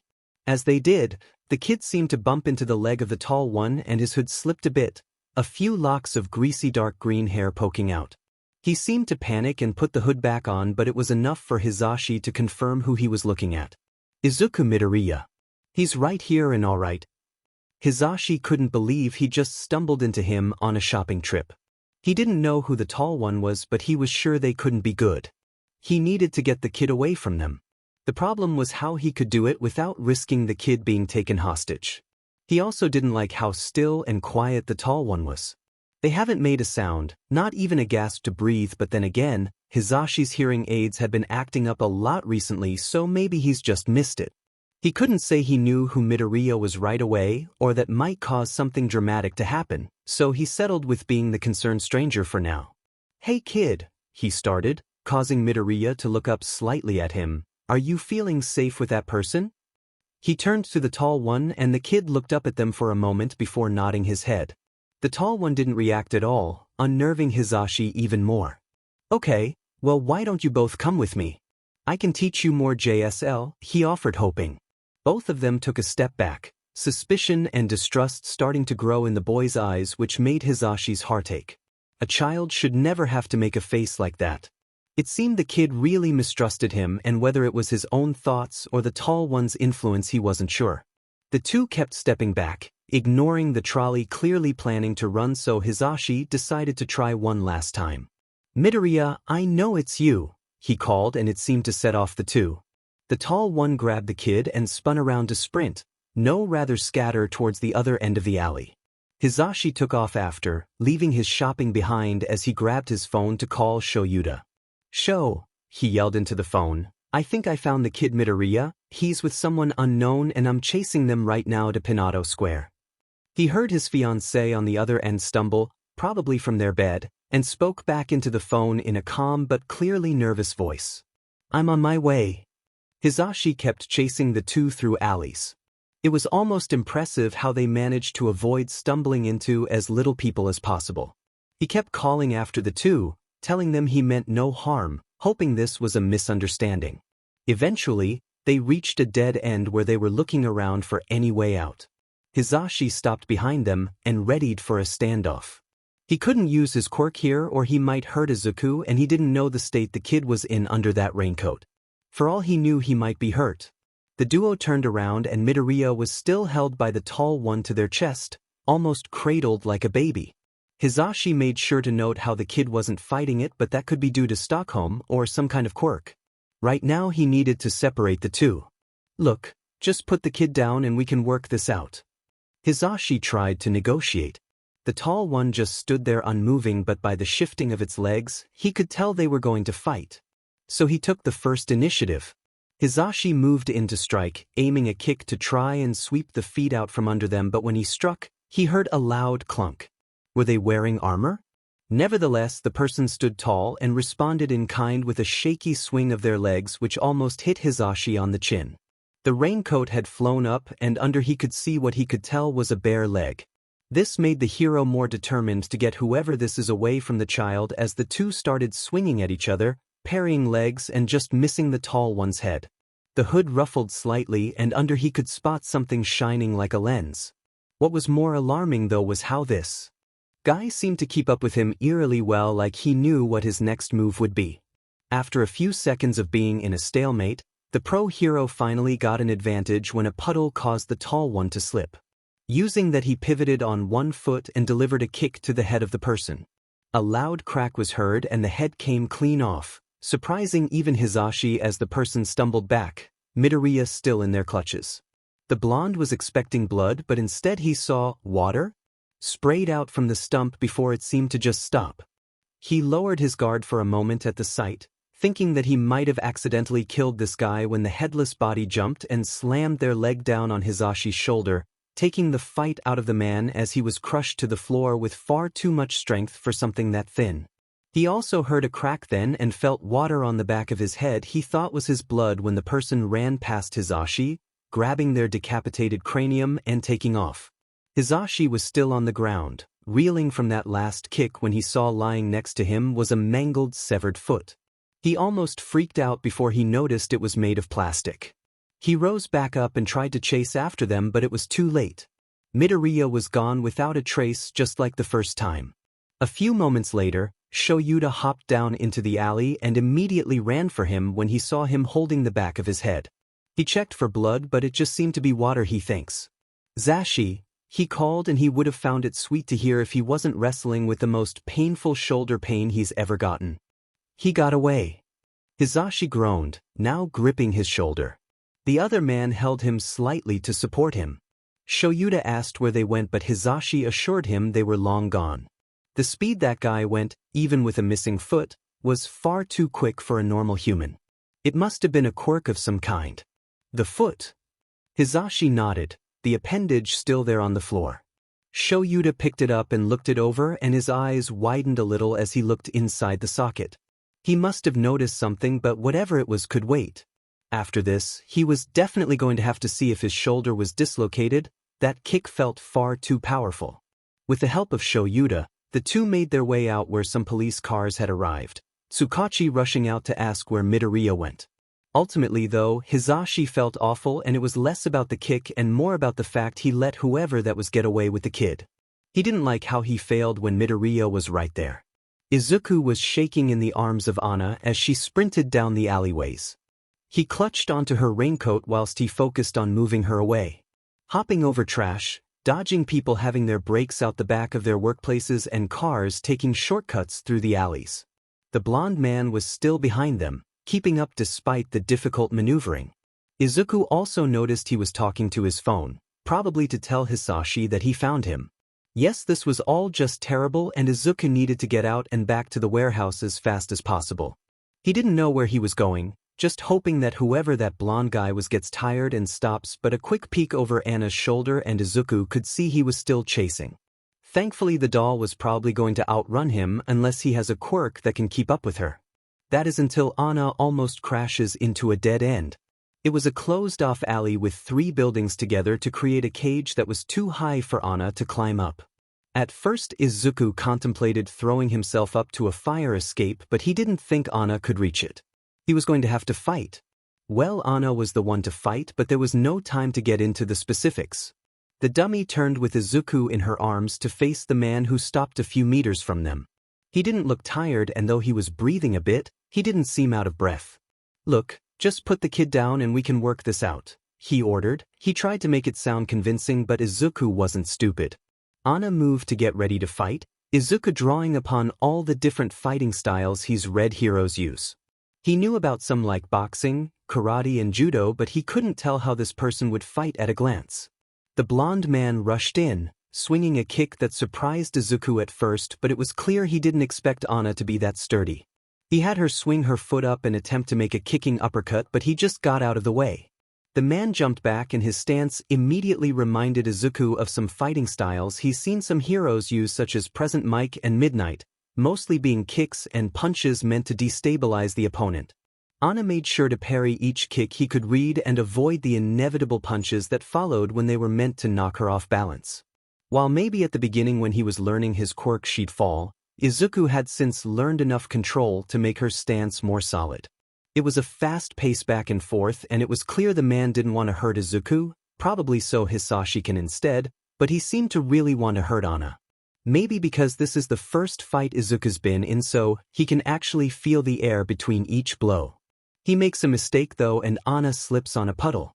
She doesn't fall, but it gives the other man the opportunity to give a harsh winding kick to Anna's head, knocking it off. The dummy's head bounced on the floor a few times until it rolled near a bin, and Izuku could feel the fluid loss from that.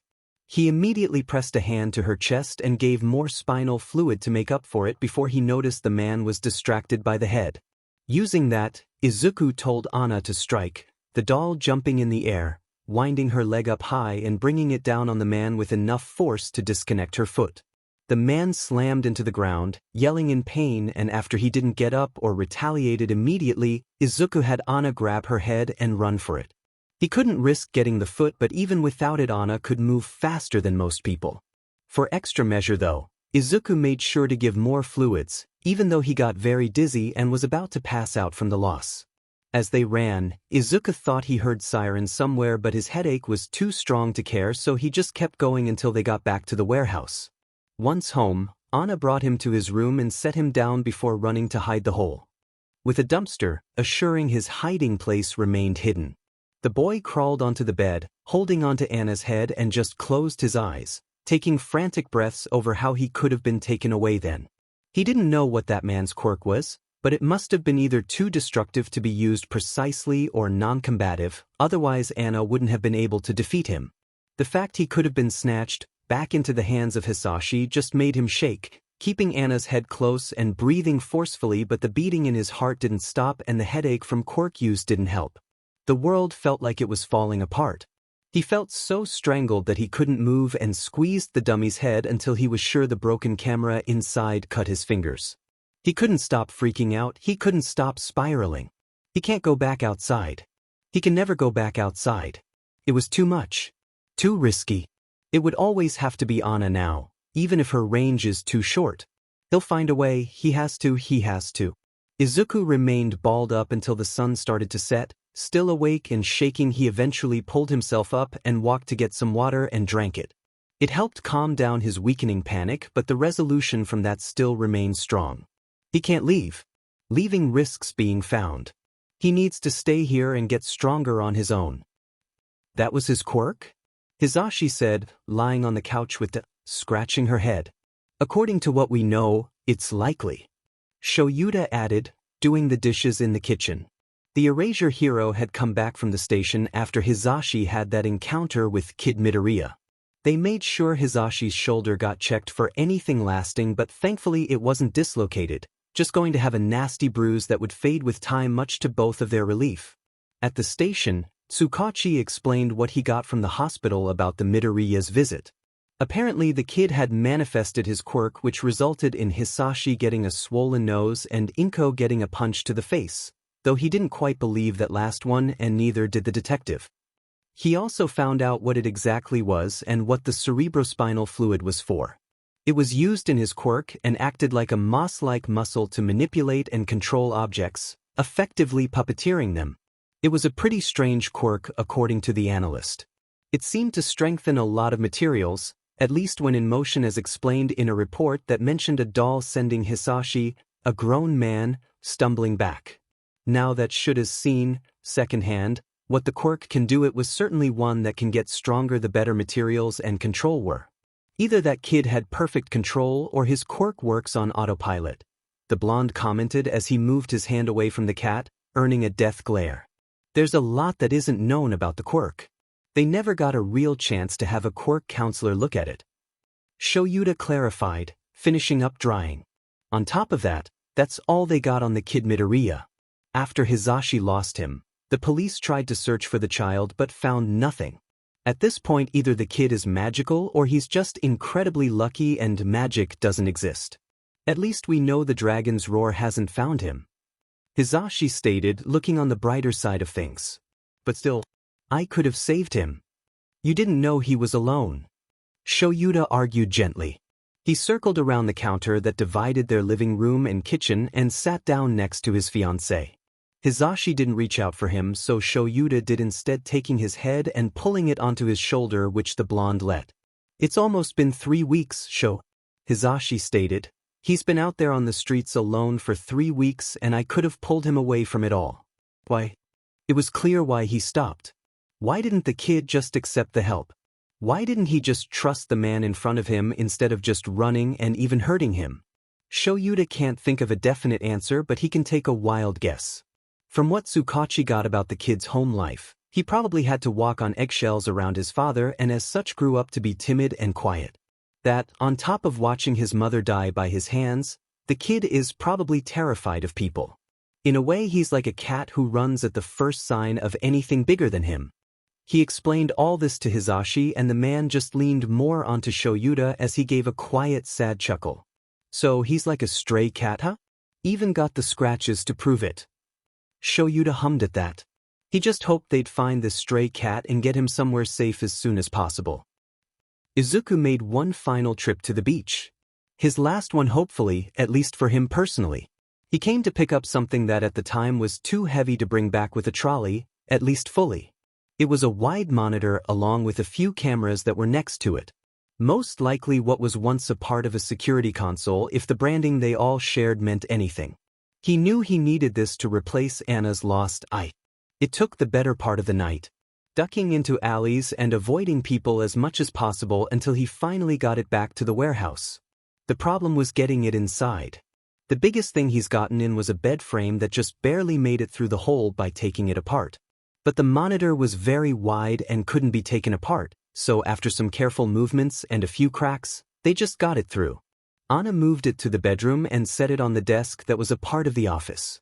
Hooking it up to the power, the monitor came to life but had no input. Thankfully, the computer he'd gotten from his first visit could finally be hooked up and the screen finally showed what the computer was. It looked to be having problems with crashes and stuttering, but after Izuku thought back to the computer's Made Easy book, it seemed that the computer had gotten a virus. Recalling what he read, he wiped the computer completely and restarted it, the virus gone and whatever was on it before gone too. After that he had a working computer, there was just the issue with the internet. He knew it was something he needed to go online from how often he's watched it drop from before. He knew he needed a box, but he also knew that he'd need to pay for it. He was going to have to visit the library himself and find out how he can work around this. A day later Izuku would do just that, opting to go early in the morning on a Monday in hopes of as few people as possible finding him. He didn't wear his raincoat this time, instead wore a hoodie he'd seen at the dump. It wasn't pretty, nor was it clean, and he's pretty sure there's blood on it, but it didn't matter. Once he had what he needed, he didn't need to worry about clothing for the foreseeable future. He moved quickly and intentionally avoided eye contact with the librarian.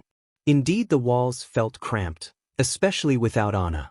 He felt vulnerable and alone and that he couldn't do anything. He could feel his heart start to beat fast.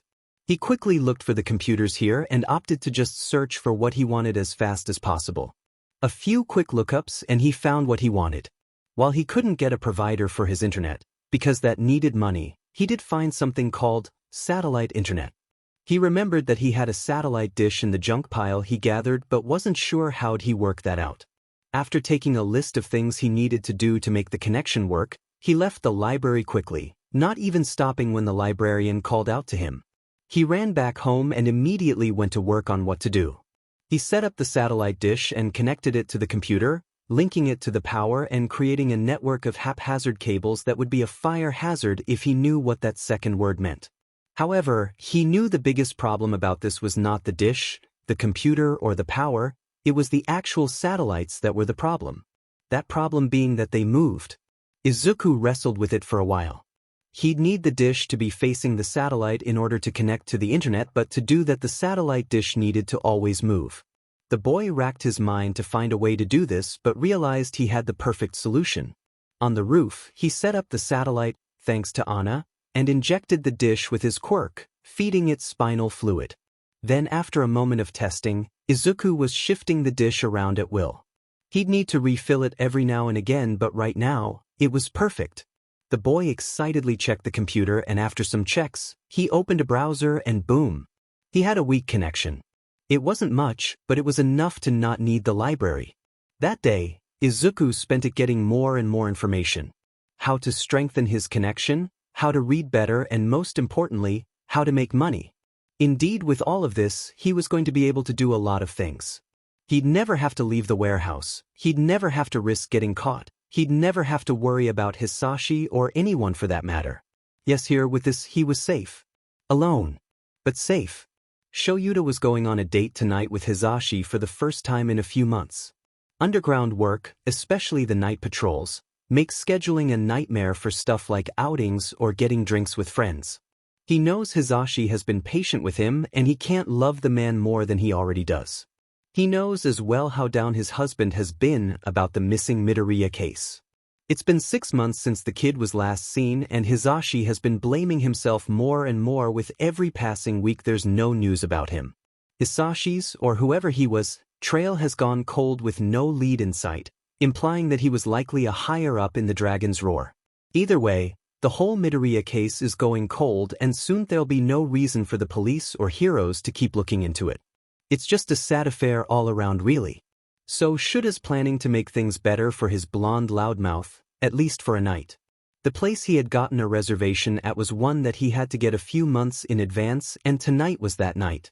A night he explicitly made sure he and Hizashi would get off from doing any work.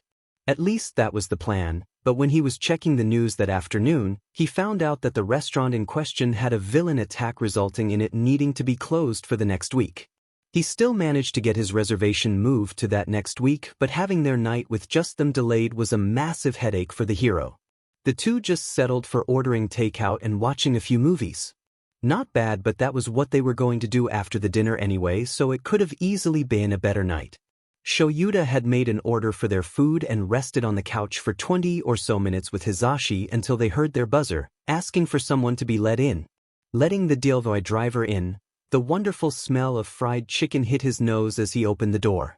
The covered-up person was wearing a motorcycle helmet that had hidden their face, but that didn't concern Shoyuta. He just took the food and thanked the guy, who just nodded back before turning to Hizashi to grace him with the wonderful treat of fried food. None the wiser to how close Izuku was. Another DLVY done by Anna, thought Izuku behind his computer screen. He just completed his 5th DLVY of the night and had already accepted a 6th, sending Anna back downstairs to grab her bike and head off to the next food place. Ever since he found a DLVY app that didn't look too closely into who their employees were, Izuku has been delivering food for them for the last 3 months. It was rough at the beginning.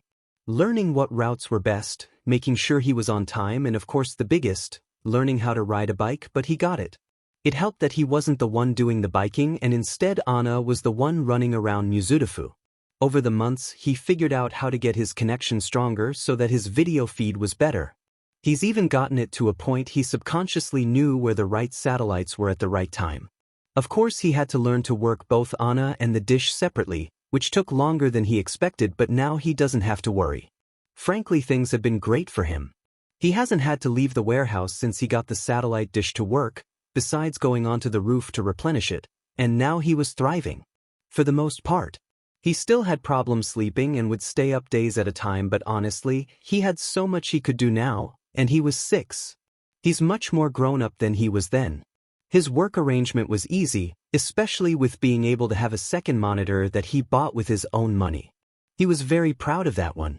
He'd also been improving Anna in terms of her body. Yes, she was still cobbled together but with nicer parts.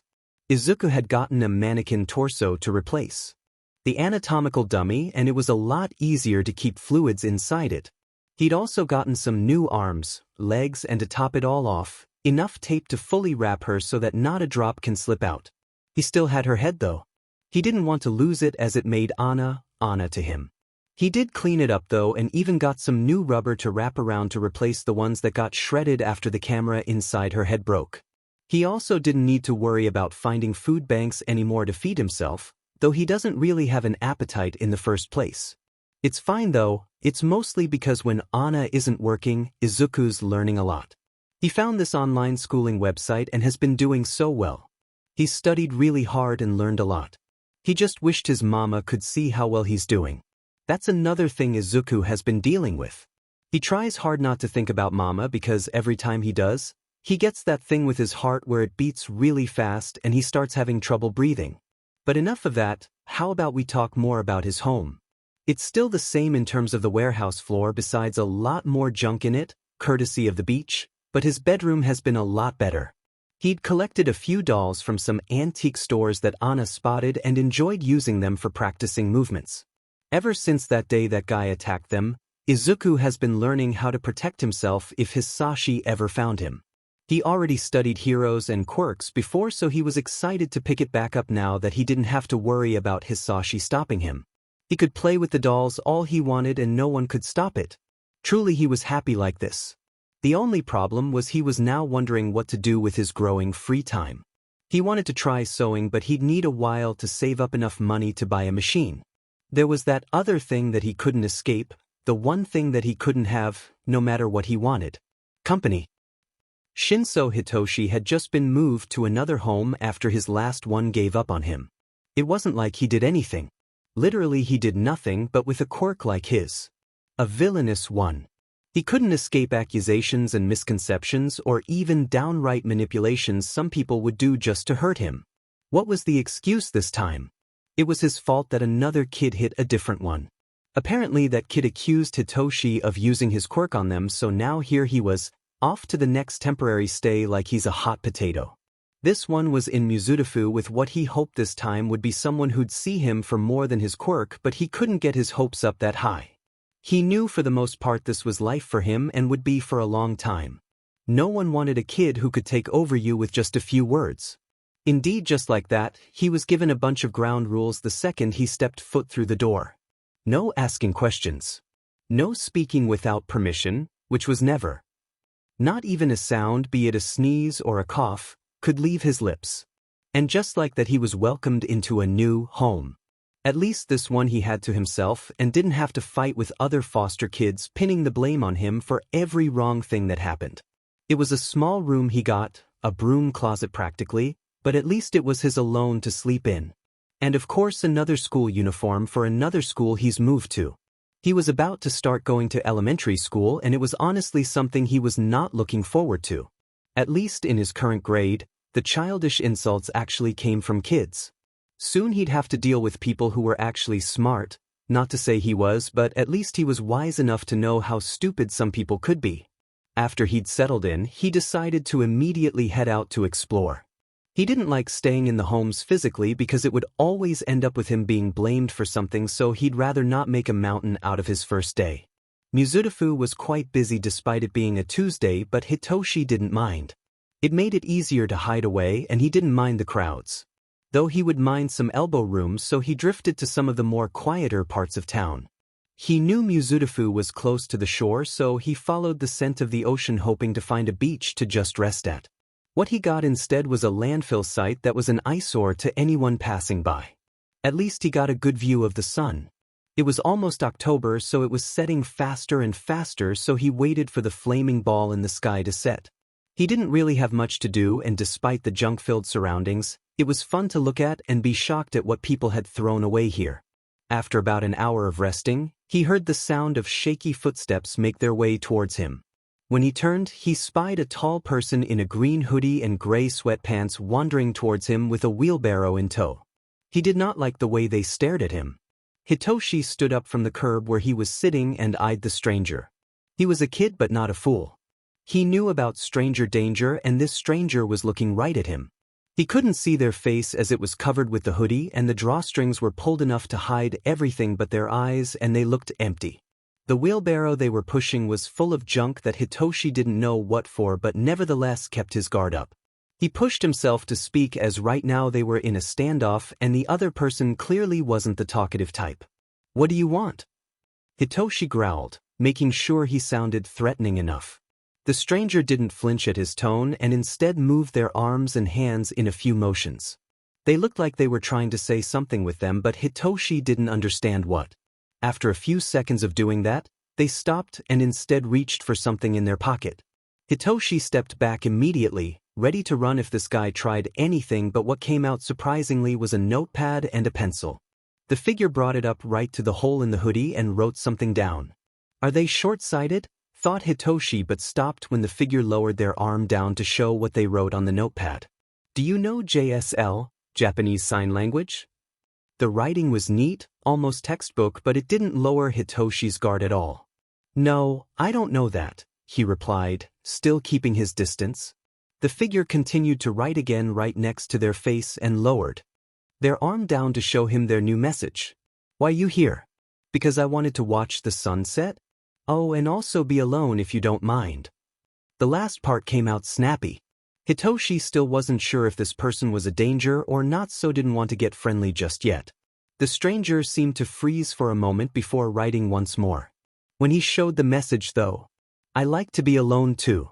Hitoshi didn't know whether to be alarmed or not. He didn't know what this stranger wanted from him or why they're talking to him. He stuck around only because it had been a while since he had a conversation with someone where he could speak freely. Why are you talking to me? He queried directly, not wanting to beat around the bush. Shouldn't you have something better to do than bothering a kid like me? That second rhetorical question was a lot more aggressive and had a bit more emotion than he intended. Again, it didn't seem to scare or even register with the stranger, and they just stared at Hitoshi, creeping him out until they started writing again. I wanted to talk to someone, and you seemed lonely like me. Also, I'm a kid too. Hitoshi read the first part of the message, and every part of him said to run right now, only stopping just enough to read the second sentence. What did they mean they were a kid to? You can't be a kid.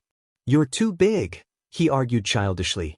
The stranger just stood there a moment, again eerily still, until they reached up to pull their hood back to show a distorted head. It looked vaguely like a woman's, but there was plastic wrap around it and what seemed to be a dome camera buried into the left side of her face. Her eyes were again lifeless and her lips didn't seem capable of moving. It looked distorted and disjointed. It was just realistic enough to be recognizable as human at a distance, but it was distorted up close. Jilted, disfigured, monstrous. The fact it stood perfectly still like a scarecrow, staring directly at him, put some kind of panic in his heart he only got when seeing a bug sneak up on him. Hitoshi was afraid at what he was looking at, and a normal kid would probably run at the sight of whatever this thing is. But for him, he was a bit frozen. The way that glaring camera lens bore down at him was almost pinning, daring him to move. He felt his feet fail to lift and just felt scared in a mind-blanking way. It felt like forever as he watched the stranger write once more. They didn't write it up to their face, probably to keep an eye on Hitoshi. Once they were done, they showed him the notepad again. I am controlling this doll. Doll? What? Hitoshi thought, confused and startled. From what this person is trying to say, or at least Hitoshi could guess, is that they're controlling this thing. That they were somehow, probably by a quirk, were puppeteering this thrown-together, vaguely human, plastic, rubber and cloth-colored figure. But where was the kid? They said they're the same age, but Hitoshi can't see them. Are they inside it? Are they off to the side watching this from afar? He noticed the camera once more and started to understand what he was looking at a bit more. They were watching him through that. But that doesn't prove anything about the stranger being a kid, it just proved what he was looking at wasn't even the stranger. No, this felt very risky and the kind of thing people make urban legends out of. The creepy doll man who snatches children away. So when he noticed it's been a while since anyone said anything and watched the doll lift up their notebook once more, Hitoshi took the opportunity and ran. Sprinting fully and hoping that the stranger either couldn't catch up or he was just too quick. He was expecting to hear fast footsteps behind him. Like he was on the set of a horror movie about to get mauled in the street and left for some poor person to find. He didn't want to be a victim, especially when he's lived such a short and shitty life. He just kept going and hoping, until he reached someone he could hide behind. Izuku didn't know what he was doing. Maybe not talking with anyone his age for months was getting to him. Maybe not talking to anyone PRD was getting to him. But when he saw that purple-haired kid with hair that looked like it was defying gravity perpetually, he found himself drawn to how downtrodden he looked. Anna was just coming back from the beach dump with some more random electronics to scavenge when he spotted the kid staring out over the rubbish and trash, towards the sun. While Izuku never stayed outside long enough to watch the sunset, he definitely admitted that the junk, shadowed by the setting sun, can actually be quite scenic. It was just a bit more than that though that made him wander up to the kid who looked to be his age, maybe a bit older, Izuku using his own tiny size as a bad frame of reference. It was how tired his eyes looked, how thin he was, and how he was here of all places. Izuku has been to this beach many times and has seen enough people to match his number of fingers. This area was a dead zone where there were only 3 types of people. Either here to check out the beach and then immediately leave disappointed, here to dump something, be it old stuff or defective garbage, and those who were less fortunate, scavenging the mess like him. Someone here, enjoying the view willingly, wasn't something people came here for. So of course he had to go up and ask to find out what he was doing here. Curiosity and loneliness was getting the better of him. Anna set off on her way to the boy, pushing a wheelbarrow full of goods. Anna moved towards the boy and immediately Izuku could see him stand up. That must mean he's ready for a conversation, right? He said to Anna what it is she wanted, so Izuku, after some hesitation, decided he was going to engage with him. Once Anna got close enough, Izuku ordered her to drop the wheelbarrow and start communicating with him. He had her sign, "Good evening, do you know Giselle?" Izuku learned JSL when he realized how useful it could be for Ana, as communication has been the newer problem the dummy had. He got the idea, annoyingly, from that guy who chased them down months ago, though he admits it has been very useful on 1 or 2 occasions. Of course, not everyone knows JSL, but it's better to be able to have it in case the opportunity presents itself. That's why he has the notepad and pencil in Ana's pocket after all. With it he can practically chat with anyone, not that he wants to. The purple-haired boy didn't seem to understand when he made the gestures, so it's probably safe to say he didn't know sign language. Ana reached into her hoodie's front pocket and pulled out the notepad and small pencil Izuku bought in bulk for his journals. She brought the notepad right up to the camera lens so Izuku could focus on what it was he would be writing. The fun thing about commanding someone to do things with your mind is that they can do it exactly to your parameters, provided they are capable of it. When Izuku gave the dummy the orders to write down, "Do you know JSL, Japanese Sign Language?" it was done at the quality of a textbook example. Showing that to the boy, he just stood there for a moment before he said that he did not. That dismayed Izuku for a second, but it wasn't an unexpected answer, so he took out the notebook and began to write, "Why are you here?" The other kid responded immediately, and it would almost sound like he was snapping at Izuku if he hadn't devolved socially over the last few months of isolation. He said he wanted to be alone, and Izuku can understand that totally. He liked being alone because it was the safest thing for him. He made sure to air this thing they have in common in his next note. "I like to be alone too." The purple-haired kid seemed to make a face that Izuku couldn't read, but he could tell he was getting uncomfortable. He must have said something wrong, but it was his response that seemed to make things make sense when he asked why he was talking to him and that he clearly thought he was talking to an adult. He wasn't, of course, but Izuku could understand why he'd make that mistake. He needed Ana to look like an adult so she could do the DLVY job, but also because being taller is more advantageous. Biking was easier, you moved faster, and she could carry more weight. He did note, though, that the purple-haired kid almost shouted that out, which meant he's probably as scared as he would be if he saw a strange adult talk to him.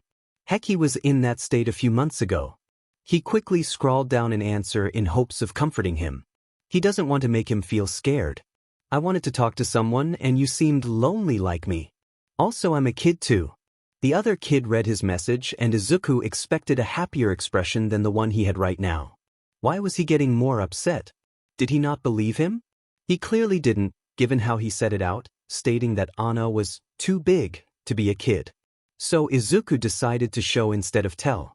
Surely he can figure it out once he's seen Ana as a doll. He ordered her to draw back her head, and suddenly the screen got bright now that it wasn't looking through a pinhole. The doll shook her head a little in case the hood was still stuck and just looked directly at the kid to see if he understood or not. Instead he just froze, and Izuku thought for a moment that the camera died or the connection stuttered. Once he saw the other kid blink, though he was sure he was just stunned. "Ana's beautiful, you know?" Izuku put a lot of effort into making sure Ana's head looked as close to human as possible. Sure, the camera lens ruined it, and maybe he could have put more effort into laying the plastic, but he couldn't really melt plastic down, could he? Something to look into later, thought Izuku as he quickly opened a tab on the second monitor to add plastic molds into his to-do list. Just in case, though the other kid wasn't sure, Izuku wrote down in the notebook a clarifying statement. "I am controlling this doll." Once he showed that the other kid seemed to be shook out of whatever thoughts he was having, and his eyes started darting around the place. Izuku wasn't sure what for, but given how his face paled, the greenette realized that there might be a misunderstanding forming. Ana lifted up the notebook once more, but as he did he watched the purple-haired kid run. Izuku realized that he may have messed up somewhere. He thought for a moment to chase the boy down and solve this misunderstanding, whatever it was, but then he just barely had enough clarity to think that that just might, maybe, make things worse. So he let him go, feeling dejected and sad that his first time talking to someone was a bust. Surely, though, he would get more chances in the future. It's been a few weeks since Hitoshi talked to that creepy stranger at the beach. He still got creeps every time he saw a doll because it reminded him of that messed up plastic face it had. Thankfully that day it didn't seem to follow him back to the house, and he meant the house.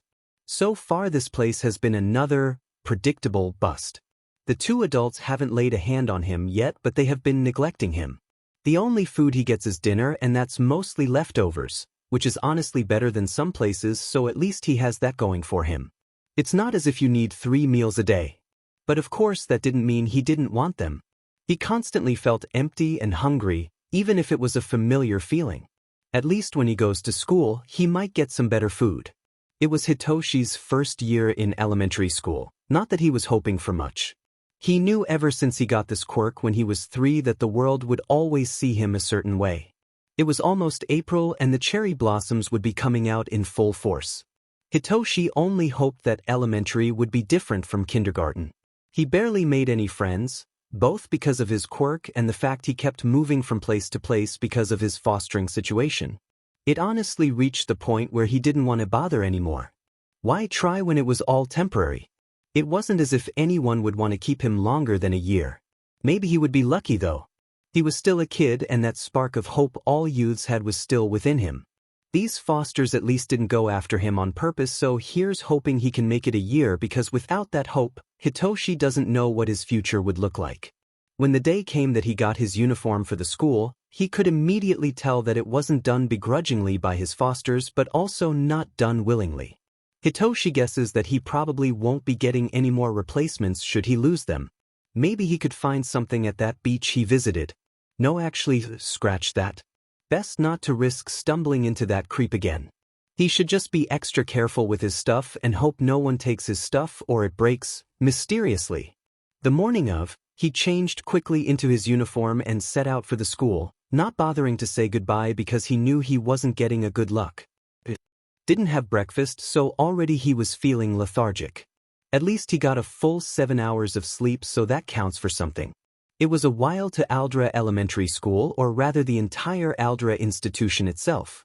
The place was a mix of 3 different schools into one huge complex with elementary, middle and high all being together. It was quite extravagant all things considered, but that might just be the idea. Hitoshi will need to see it before he makes any assumptions about the place. The first day had come and orientation was given. Lining up with all those other kids along with the middle and high school students was something to behold.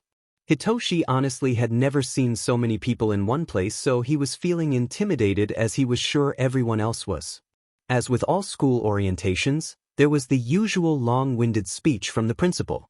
A meek-looking man with a very obvious toupee on his head. Hitoshi was sure everyone could see it, and honestly it would have been fine if the man's toupee wasn't a different hair color than his actual hair to the sides of his head.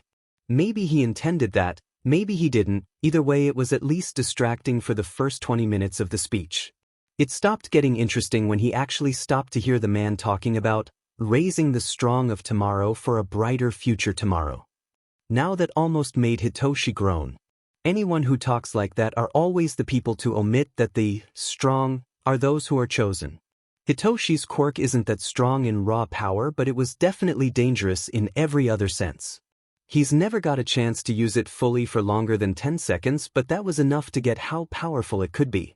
Whether that coin landed on the side of good or evil, though, was entirely up to public opinion. When orientation finally ended, thank God, he could finally go inside to homeroom and sit down after an hour of standing. His seating arrangement put him towards the back of the class, something that Hitoshi would soon realize was on purpose. When the roll call was being done, they had also played a game, one that Hitoshi could already guess was for one purpose. When someone had their name called out, they'd introduce themselves, saying their name, their favorite color, and of course, their quirk. Hitoshi could already tell the faces that would turn when he said the word brainwashing to them. Having a mind control quirk triggered by just answering his questions was already hard enough to explain, but also having that label synonymous with so many negative things, it was like he was being written up for failure, which in all honesty he probably was. When the teacher got through everyone else, she called the class attention to him. Hitoshi immediately noticed that unlike everyone else, the teacher's eyes narrowed at him. Standing up, he could feel her eyes judging to see if he knew his place, so Hitoshi acted as calm as possible and just said out what was expected. My name is Shinso Hitoshi. My favorite color is purple. My quirk is called brainwashing, and I can control people's minds if they answer my questions. That day went wonderfully, Hitoshi thought. Of course he was being sarcastic, something he had to learn in order to cope better with everything putting him down. Today was definitely one of those. The response to his quirk was as he tragically expected, with suspicion and whispers. When lunchtime came, he was already alone, no one having talked to him, probably out of fear of his quirk. And given how some people who weren't in his class were giving him looks, that information has spread like wildfire. The question now is how he will be treated? Will he be ignored by everyone, treated only with a 10-foot pole out of fear, or will some people mess with him because it's the right thing to do to someone with a villainous quirk? That didn't take long, when he was accidentally bumped into several times in the playground, probably to see how far they could go before he reacted. They weren't going to get a rise out of him. Not yet anyway. Even he had his limits, but they were longer than most he hoped. At the very least he won't have to worry for a little while. Everyone was still in the data collection portion of the bullying, knowing what's quiet enough that the teachers won't care. But given how every shoulder check was met with a glare at him by the teachers, it was clear that it was going to be a lot. At least he can people watch before it gets worse. Class favorites were already being picked, and it seemed that the biggest was a spiky-haired blonde kid from another class. Bakugo, if Hitoshi remembered right. He had an explosion quirk. Something perfect for fighting and defeating villains, so Hitoshi can surely expect to meet him in the coming weeks once everyone is settled. Obviously he wasn't looking forward to it. No one likes to be bullied, no matter what anyone tells you. When his first day ended, no one had said a word to him, but they definitely said words about him. He didn't know whether to be flattered or depressed that he'll be on the tip of everyone's tongues for the next while. Of course it was all bad things. Who'd ever treat him differently outside of a guy with a villainous quirk? It only took till Friday for his first incident to arise. He wasn't sure why it took so long to get there, but maybe being older made everyone more cautious than before. Hitoshi definitely knew as the years went on he was going to get more jumpy. He was sitting against a wall in the playground, hiding in the shade away from everyone, when a couple of kids from a different class walked up to him. Hitoshi could already see the sheet-eating smirks they had, that what was going to happen was nothing short of friendly. But maybe he was just being paranoid.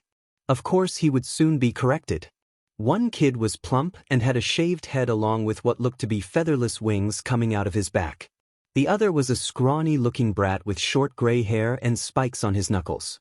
If he remembered right, they're called Tsubasa and Pangaki respectively. "Hey Shinso," Tsubasa started, looking down at the sitting boy. "Are you the guy with the villainous quirk?" He laid it out as innocently as possible, but of course couldn't hold back his smile, clearly already knowing who he was and what his quirk is. Hitoshi knew it was meant to trap him, so instead he just did what he always did and was direct with what he thought. "No. You got the wrong guy." Completely calm, but getting more stressed inside. Tsubasa seemed a bit taken back when Hitoshi said that, but didn't for long. Pangaki decided to step in and make his opinion on Hitoshi's quirk known. "But everyone says that you've got one." "Then I guess everyone's wrong." Hitoshi shot back as calmly as he could. It was hard keeping up this facade. Again, no one liked being picked on, no matter what they say, and while these can all just be innocent questions, it was all clearly trying to get a reaction out of him. He wasn't going to let that happen. He wasn't giving them the satisfaction. Pangaki didn't stop, just kept going onwards with his next attack ready. "But isn't your quirk brainwashing? That sounds really evil to me." He did that while raising his hands in a "just my opinion" kind of way. As if that made it less obvious what he was doing. "Only if it's used that way," he argued, lifting up from the ground. Hitoshi wasn't a small kid despite getting so little food and sleep. His guess has something to do with genetics and someone in his family having a height quirk. He was probably the top 3 tallest in his entire class, so the confident looks on Pangaki and Tsubasa seemed to shake when he stood above them. His wild flowy hair also helped in the intimidation factor, even if he didn't want to look more scary than he already was. Tsubasa stuttered slightly. "How do we know you don't use it that way, huh?" "By maybe trying something called the benefit of the doubt, and being respectful." Hitoshi countered, "Even if it's wrong for a 6-year-old to have to point that out. Why should we respect you when you've got a quirk like that?" Pangaki interjected, and more aggressively now that it was obvious Hitoshi wasn't going to let them walk all over him. "Why should I when you've got a face like that?" Hitoshi spat, hoping that would beat him away. The gray-haired brat looked offended by that and scrunched his eyebrows. Maybe it'd be better if a villain like you just stayed out of school altogether. It isn't like you'll need it. Pangaki clearly wasn't putting up his innocent facade anymore if the snarl in his tone was anything to go by. Hitoshi was about to stab back again when they were interrupted by a teacher asking what they were doing. The teacher clearly didn't care when Tsubasa and Pangaki were goading Hitoshi, but when it was clear he wasn't going to take it lying down, now he had to get involved. The brats just said they were chatting and Hitoshi nodded along too, just wanting to go back to sitting in the shade.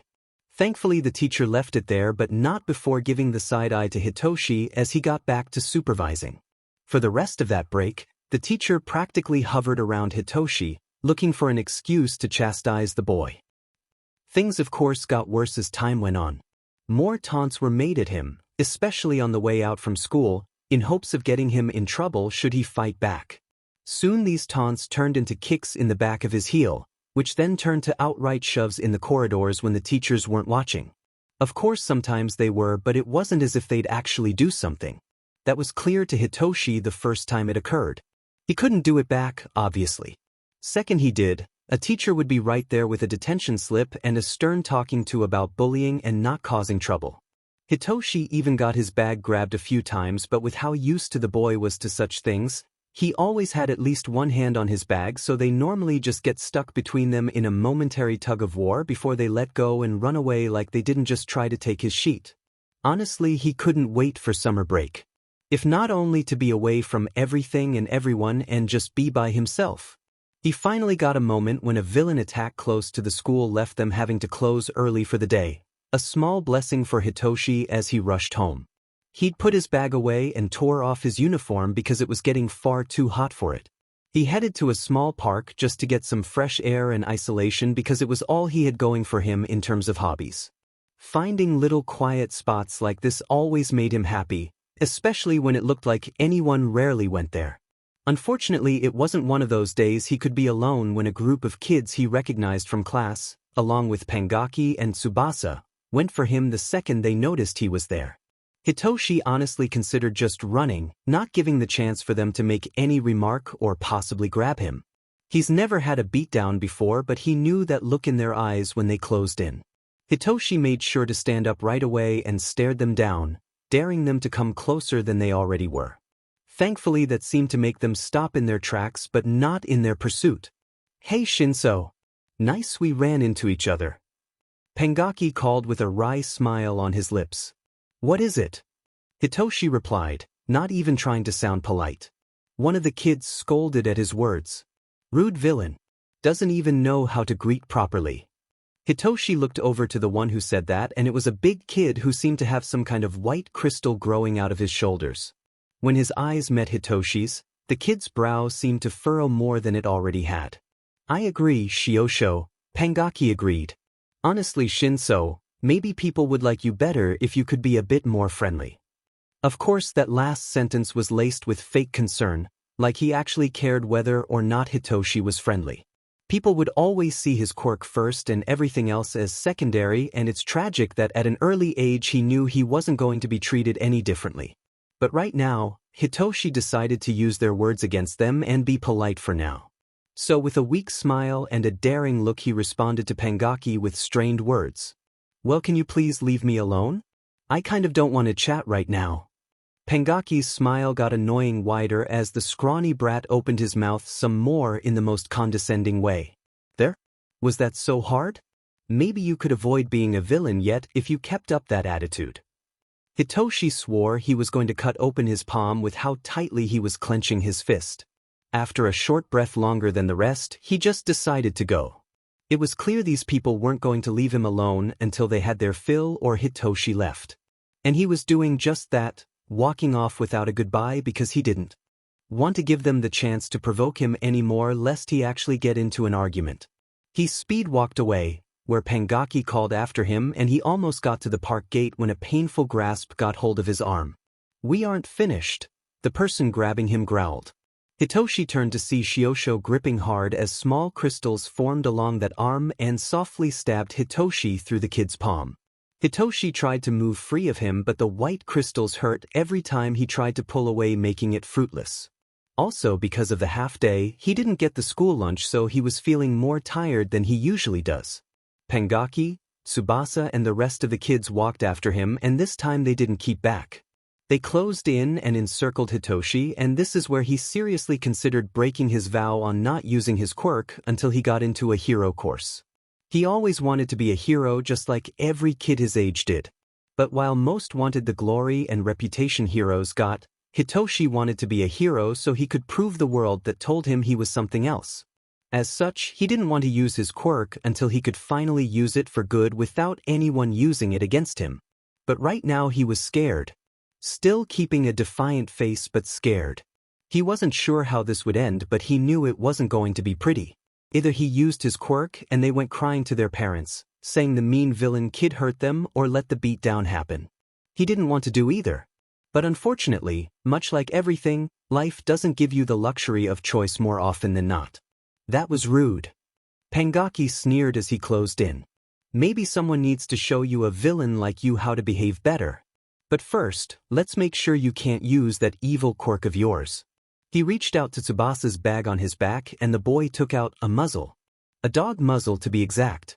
It wouldn't do much to stop him from talking, but it was never about his quirk. He shook a lot, at this point not caring about getting hurt, but the other kids just grabbed him and forced his head up so they could strap the thing on.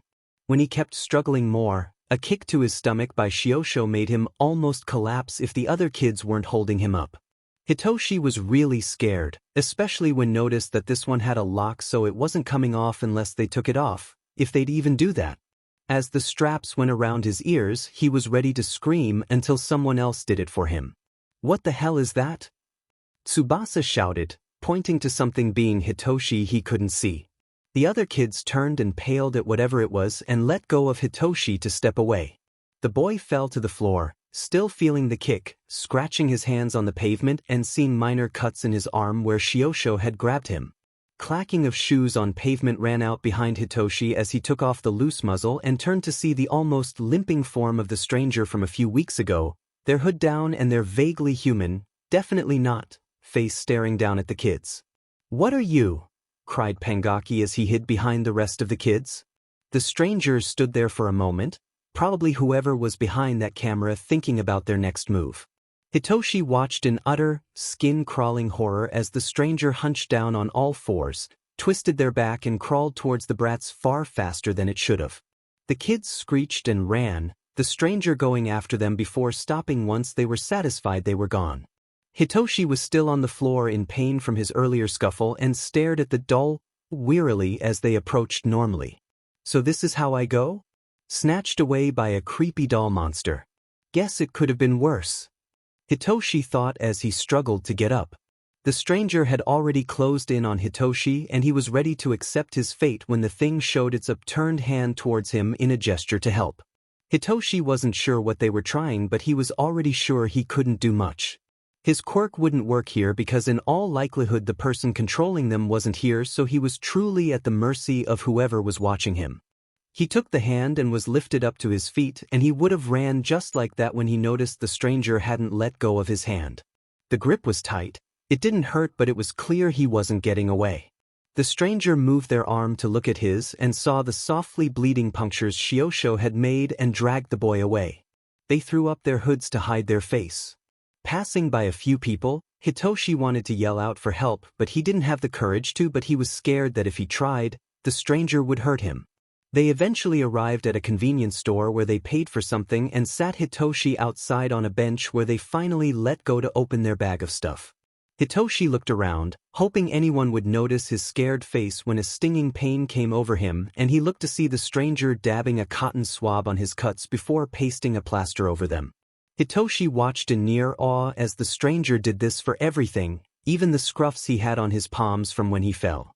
Are they helping me?" the boy thought, confused. Once they finished, they put the stuff into the plastic bag they bought the stuff in and took out their notepad. On it was a message that had seemingly been pre-written and pushed it towards Hitoshi whilst looking around as if he was shoving over illegal documents. "Hi. My name is Izuku. My favorite color is green. My quirk is called Puppeteer and I can control inanimate objects.